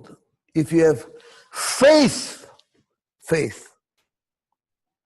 that in the long run, there is common interest. Let me explain that. In all languages, except Arabic and Turkish and Greek, they say life is give and take, give and take, give and take. What is this give and take? In Turkish, Arabic, and Greek, it's not give and take. They say life is take and give, not give and take and give. Major difference. When you say life is give and take, I give and I assume and I believe and I have faith it will come back. I will eventually be reciprocated. That's why in a good marriage we say good marriage is a give and take. Why? Well, we have a conflict. You want this, I want that. How important is it to you? We'll do it your way. Because I believe next time when it's something very important to me, you will give up and you will do it my way. You see what happens? Give and take, give and take. Eventually, we just give it enough back to forth that it turns out to be we are together. I give up, then you give up. Then you give up, I give up. I give up, you give up. You see what's happening? It balances out. Do you believe, do you have faith that the other person will reciprocate? That is what trust is about. Or is he just taking care of himself or herself and is not, and you don't believe it's going to be reciprocated? They might go somewhere else. They might go to another company. They're going, their loyalty is very short. So trust is belief. It's not in reality, because in reality it's very short-lived because of change. We have a common interest now, that common interest is evaporated tomorrow because of change. But if you believe that it evaporated, but it will be reciprocated, that's why you say, I trust you. I trust you. You will be there for me because I'm now for you. We are for each other. That is what trust is. Do you believe? Now, the next step. You ask me, how do you build it? In religion, the atheists say, when you prove me that there is God, I will believe in God. Until you prove me, I don't believe. Prove me, where is God? They will never find God. You have to start with, I believe there is God. Now, what is the proof? I believe there is God. What is the proof? And you will find God everywhere. In a smile of a baby, you'll find it in a flower. You found it in the sunshine. You will find it everywhere. God is everywhere because you have faith. Same thing here. Start with faith. I trust you. Now prove me wrong, but I trust you. I'm starting with give and then take. Don't start with take and give, because in take and give there is no trust. I first take, and then I will see whether I want to trust or not. Prove it to me first. I don't have faith. So trust and faith are related to each other. The problem in the Middle East is they don't trust each other. Shiites against the Sunnis, Sunnis against each other. They don't trust it. It's a tribal society. That is their cultural problem. There is no trust.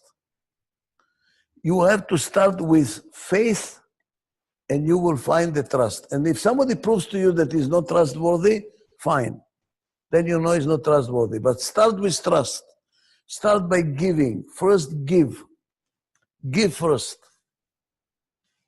And have faith it will come back. If it doesn't come back, you've proven that it's not worthy to be trusted. But start with trust. Don't wait to be proven because it will never work. Okay? So repeat.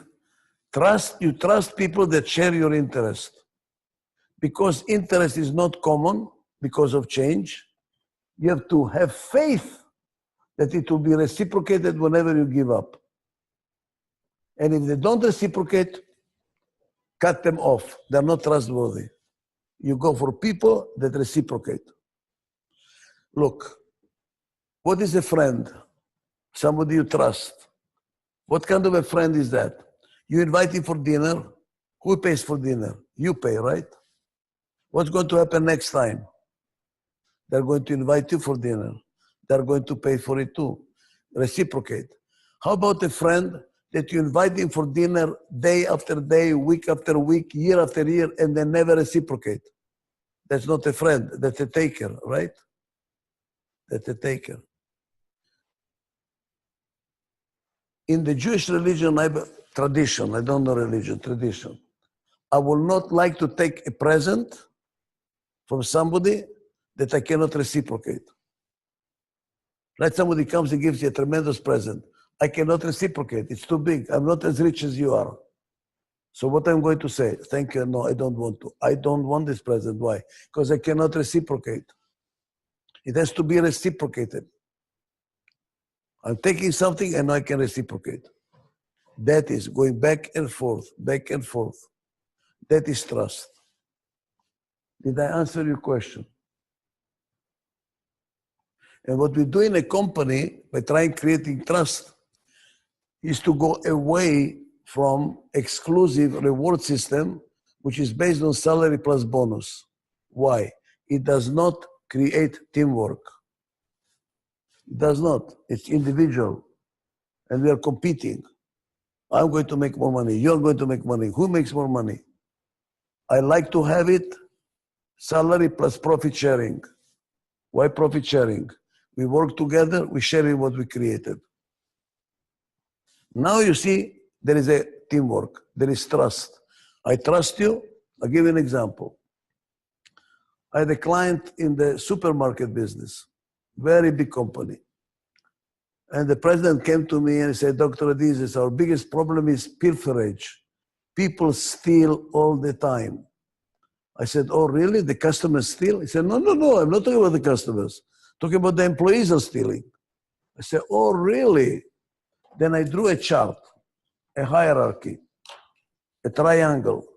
And I drew, I drew a triangle. And I said, it was the vice president of operations. I said, Mr. Vice President, are you stealing too? He got offended. I'm not stealing. I said, which means in this hierarchy, there is a line. These people are stealing, these people are not stealing. What is this line? And he looked at me and says, you know what, Dr. Adizes, is very interesting.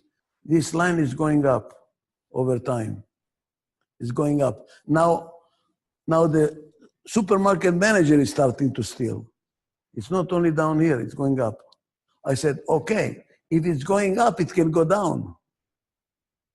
If it's going up, it can go down because it's not steady.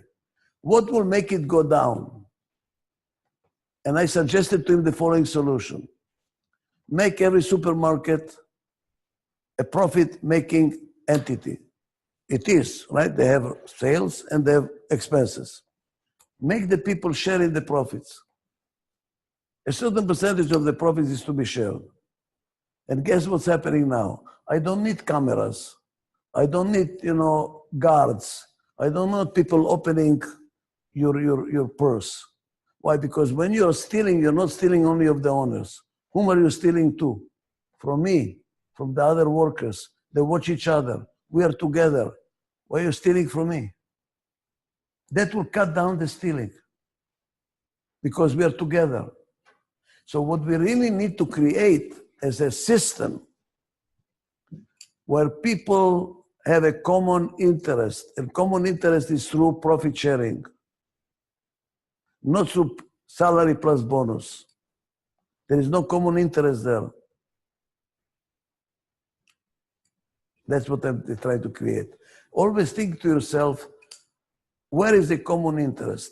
Another thing is, common interest might not exist at this level. So what do? You have to look at a higher level. There must be a higher level principle, integrating principle. Something which is higher that integrates us. We cannot agree on common sense at this level, but maybe we can agree on this level, maybe on this level, for the benefit of the country, for the benefit of humankind. You see what's happening? I'm going higher. If I cannot solve it here, I'll find it on a higher level principle of integration, so that people have a common interest. When there is common interest, they collaborate more. They trust each other more because there is common interest.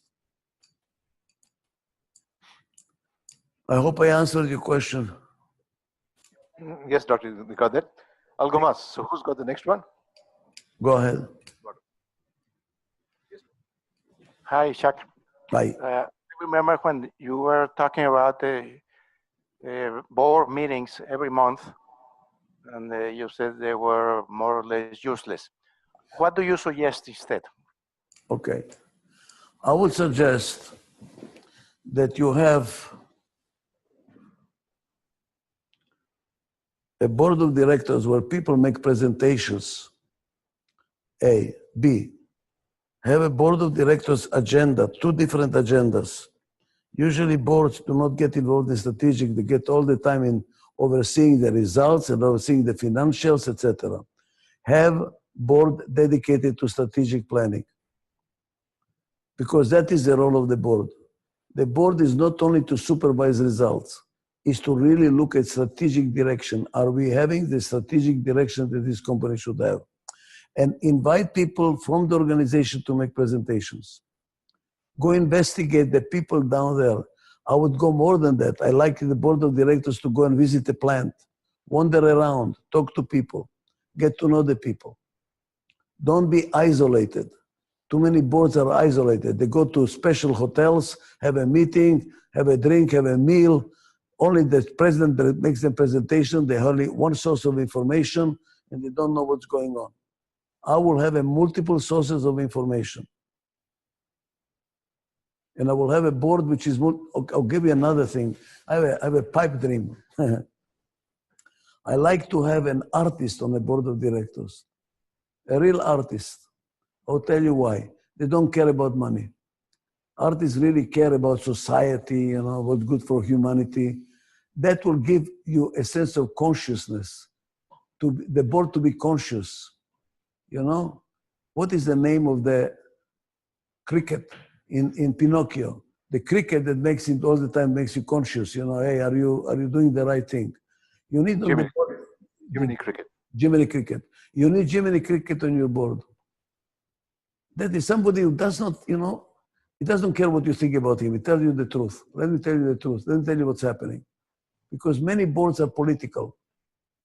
The worst is when you have, for a founder brings his wife, his brother, and his neighbor, and his best friends on the board. And then he bribes them by giving them stock options and a nice bonus. They don't open their mouth. They don't say anything. They're just sitting there to applaud you all the time. God forbid. You need a cricket. You need somebody tells you, hey guys, you're going the wrong direction. You're really polluting the air. You're really polluting society. You're really doing this, doing that. Somebody who tells you the truth. I like to have people that tell you the truth, and they wander around, they know the company, they talk to people. That will be my, and then special meetings for strategic planning. No agenda to solve problems, strategic planning. Where are we going? Are we going the right direction? Are we in the right market? Are we with the right technology? Are we in the right people? Where are we? That is for me the way that I will try to bring the board. And I would like to have on the board, if you can, bring some. One of the reasons why Germany is doing so well is because they have the trade unions sitting on the board. So they have unions, labor, and management united. In America, management against labor. No, try to get some people from the labor side to sit on the board. They will represent the side of the labor. They will tell you what's going, unless they're corrupted. Be careful not to have somebody from the trade union who is corrupt. but somebody who is really honestly representing the labor force so that we can understand how they see the point, how they see the reality. Okay? Thank you. Next. No more? Hi, Yeah. Doctor. This is Americo Garcia from Apotex. But my question is not related to business, really. It's basically, you have given some thought. I mean, look into the methodology is very, based on common sense, certainly a lot of rational thinking there. But have you given a thought on how young people, children, can be educated based on these principles? How to make this methodology really available for the young minds? That's a very interesting question because I just got somebody in Russia. She has a Montessori school and she wrote a whole article how Adizes PAI, she's applying it to little children to train them on the P side, on the A side, to have roles and order, and then how to be innovative and then how to work together. So the answer is yes. Some people are trying to do that. And so the answer is yes. I think the problem with our education, depending on the country, they don't encourage all the four roles.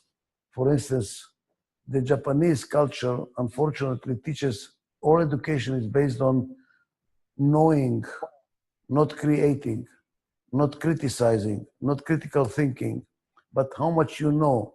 And you have to study the books by heart and be able to repeat the books and to show them that you read enough and that you remember enough.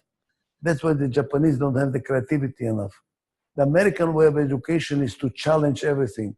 Israeli education is to challenge, no matter what you do, is to challenge, so that the E is getting encouraged.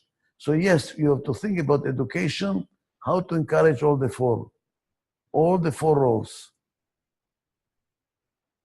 And then, for the commonality of interest, again, we are a family. How do we support each other? I'm just thinking, that's a very good question. I've not devoted enough time to this. I only know that some people are working on it. In the very interesting, in the Serbian, in the Jewish tradition, you should not give a loan to your brother. Do you know that? No, you're forbidden to give a loan. You're forbidden to give a loan to a best friend. Give them a present. Present, yes. Loan, no. And I was wondering why that is true. You know why it is true? You give a loan, and then you're wondering whether they're going to pay you back, and are they paying you on time, and how come they're spending so much money rather than they're paying the loan? It undermines trust and will undermine your relationship. Give them a present, not a loan. So you always start to think, in my family, are we doing things that encourage trust and respect? Or are we doing things that discourage trust and respect? So that's how you handle it. That's how you handle your children. To increase the self-respect, self-trust, mutual trust and respect. And whatever is undermining it is forbidden. Whatever is helping it is encouraged. That's the best I can tell you. Because I've not devoted enough time to that.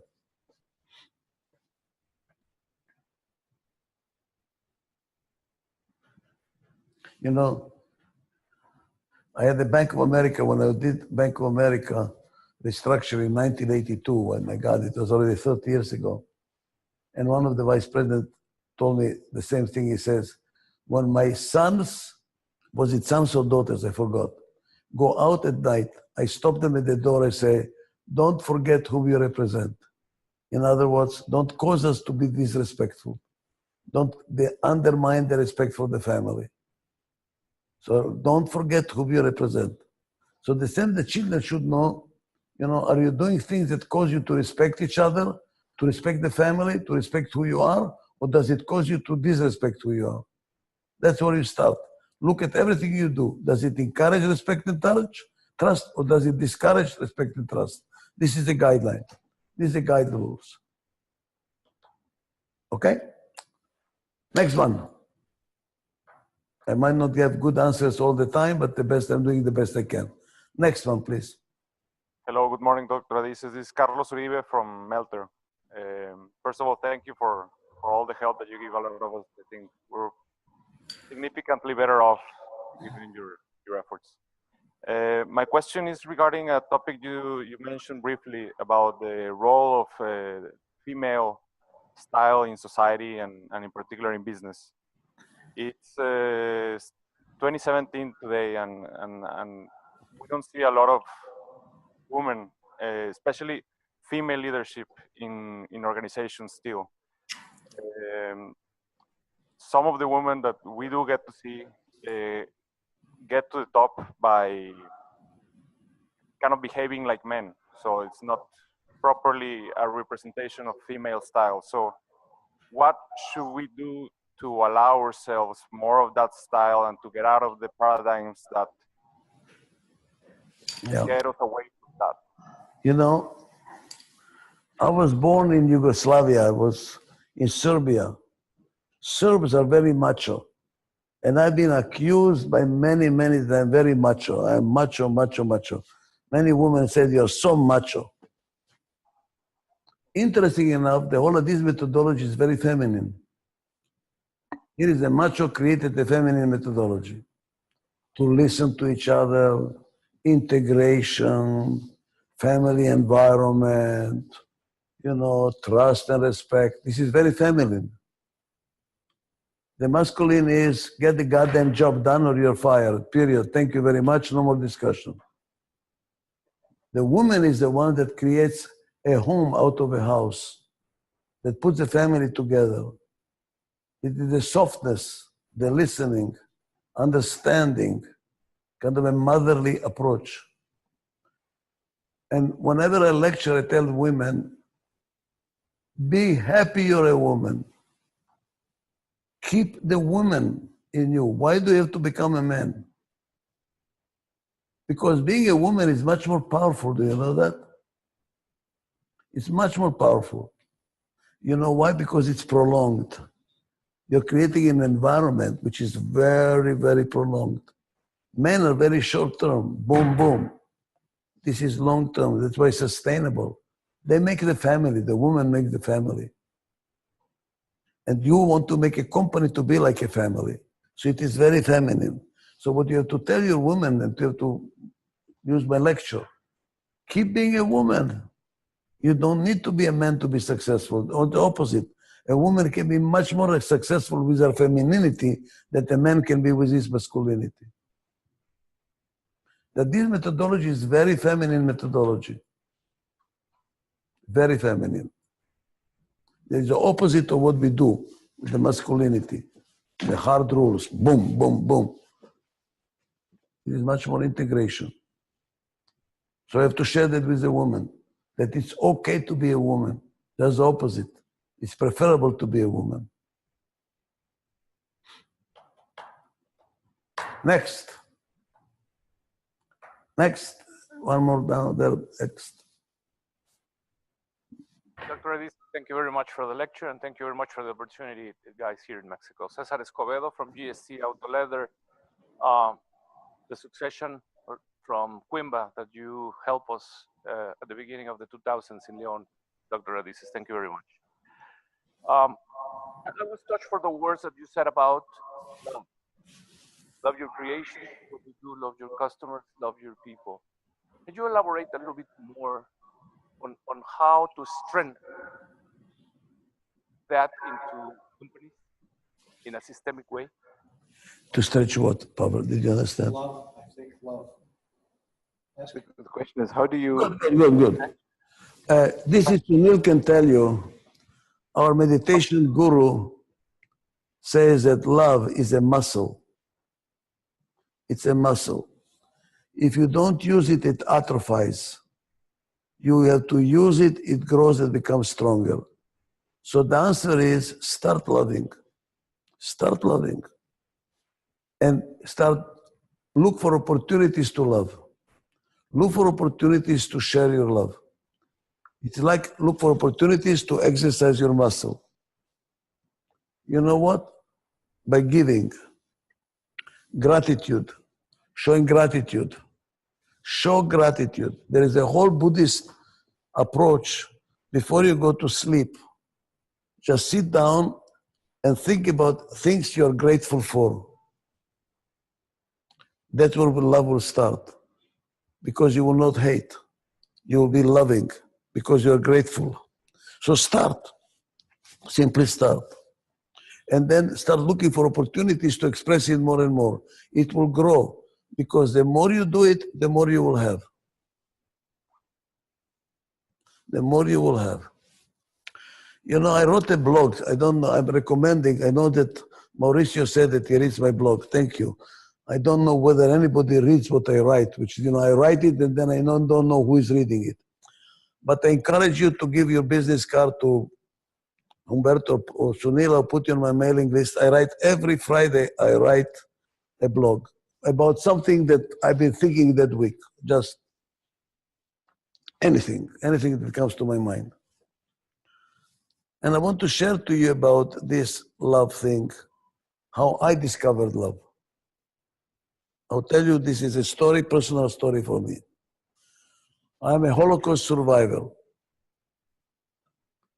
And I had a hell of a tough time with the word love. Because I saw my grandparents being sent to the ovens and I lost my love.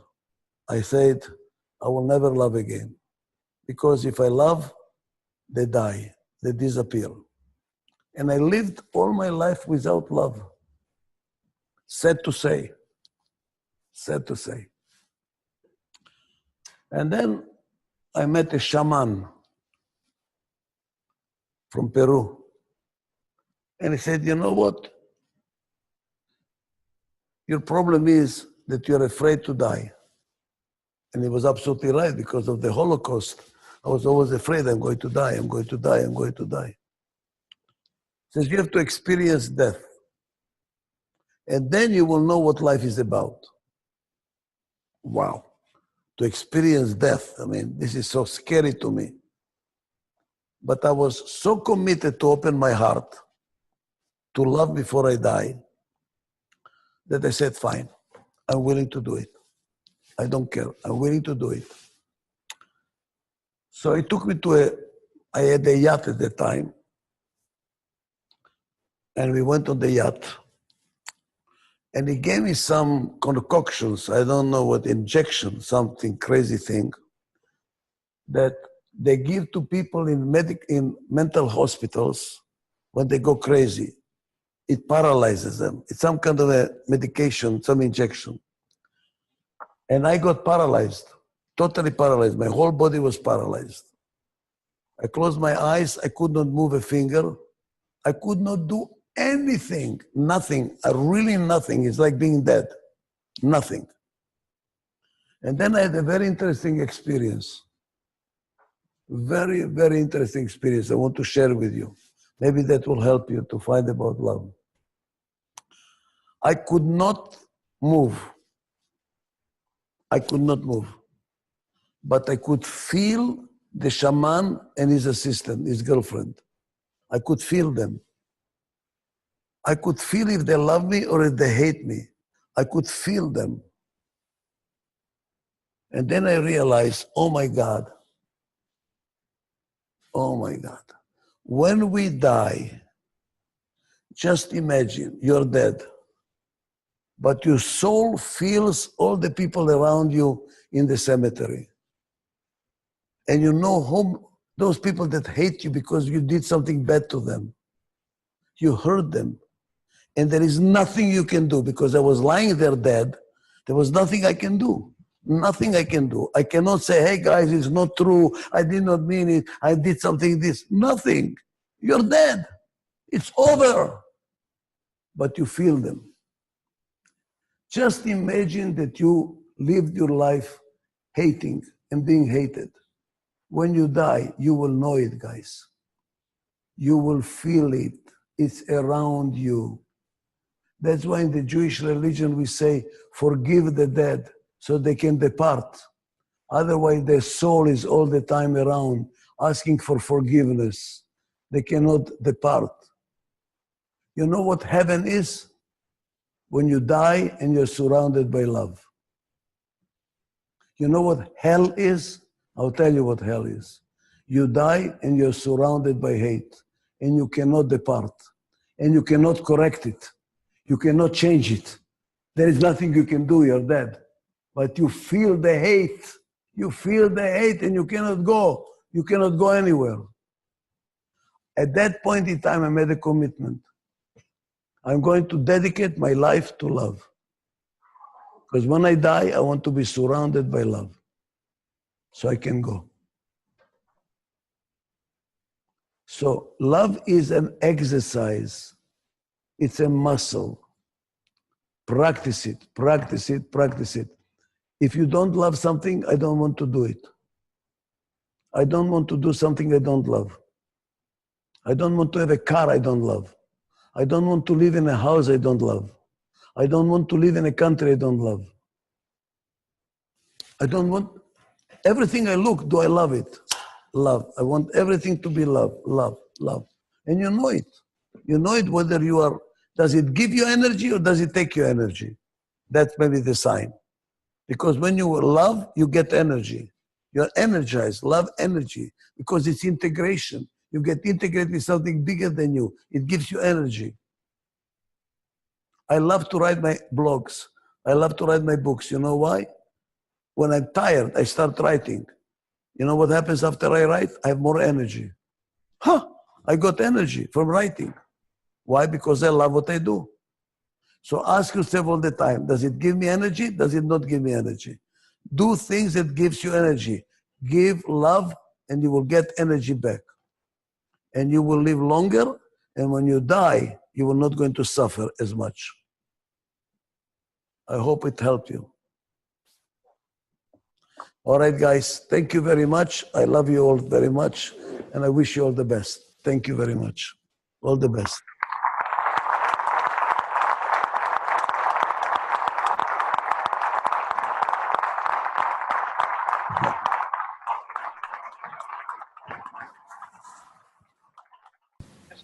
So basically, the good news about this event, I've got three things which I think you need to be aware of. We had this thing announced, and I don't believe we got a single request from anybody about the program. They didn't expect a program here. So I'm very grateful. And I wanted you to feel this audience, because I think these are really your students. All of us are your students, and everybody is practicing the methodology in their own unique way. Some may be just sniffing at it. Some are going deeper. But the good news is the fact that nobody asked me for a program means you've graduated already, because if you expected a program, it's going to change as you hear.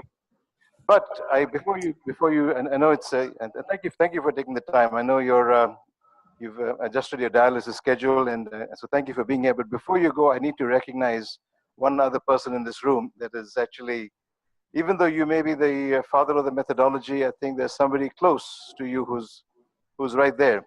And this story comes, I was looking at the monarch butterflies and how the monarch butterflies do their thing. So they come from Canada and then they migrate down here and then they go back, and it takes them 5 generations to do this. So, and the people that are migrating, they don't even know what the path is. So I was just reflecting about my own life, you know. First generation, we did some India things. Second generation was California. And third generation, I'm sitting in Mexico. So what's going on?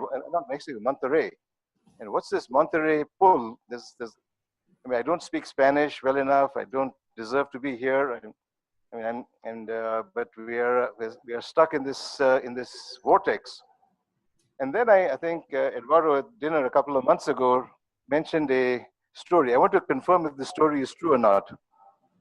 So when Eugenio Garza Sada was assassinated, were you in this town, by the way, after the assassination? No, after he was assassinated, I worked with Garza Sada. No, what was his name now? I forgot. Not Eugenio. I was not here when he was assassinated. Garza La Güera. Garza La Güera, right. Eugenio Garza La Güera. Eugenio Garza La Güera. I worked with him, yes. So you guys would, I don't know what you did at the time, but there was some vibration created. I don't know what happened. So something happened, and then Aurelio came along, and then this thing, moved along.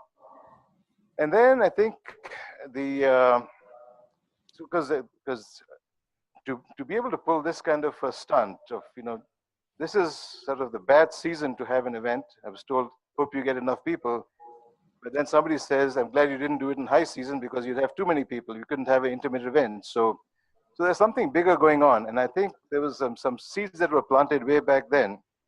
But I do want to recognize along this journey, there's been one individual that has actually done a lot more than any of us can even imagine. But he has been planting seeds and going along in a particular way. And I'd like to recognize Eduardo Gazate. Yes.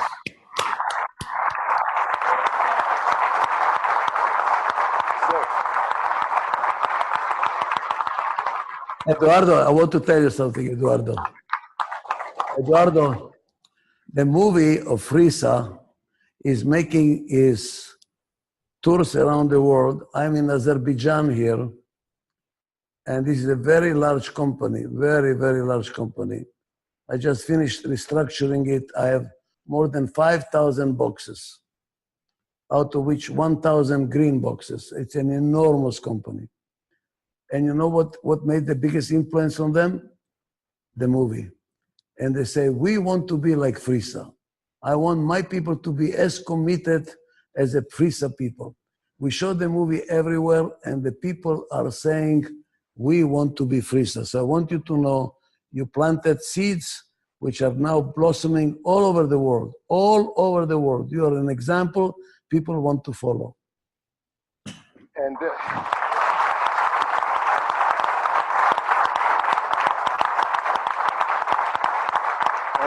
and we do have a gift for you.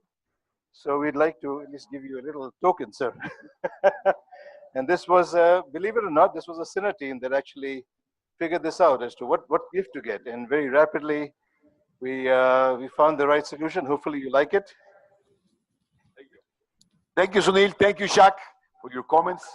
I really appreciate it.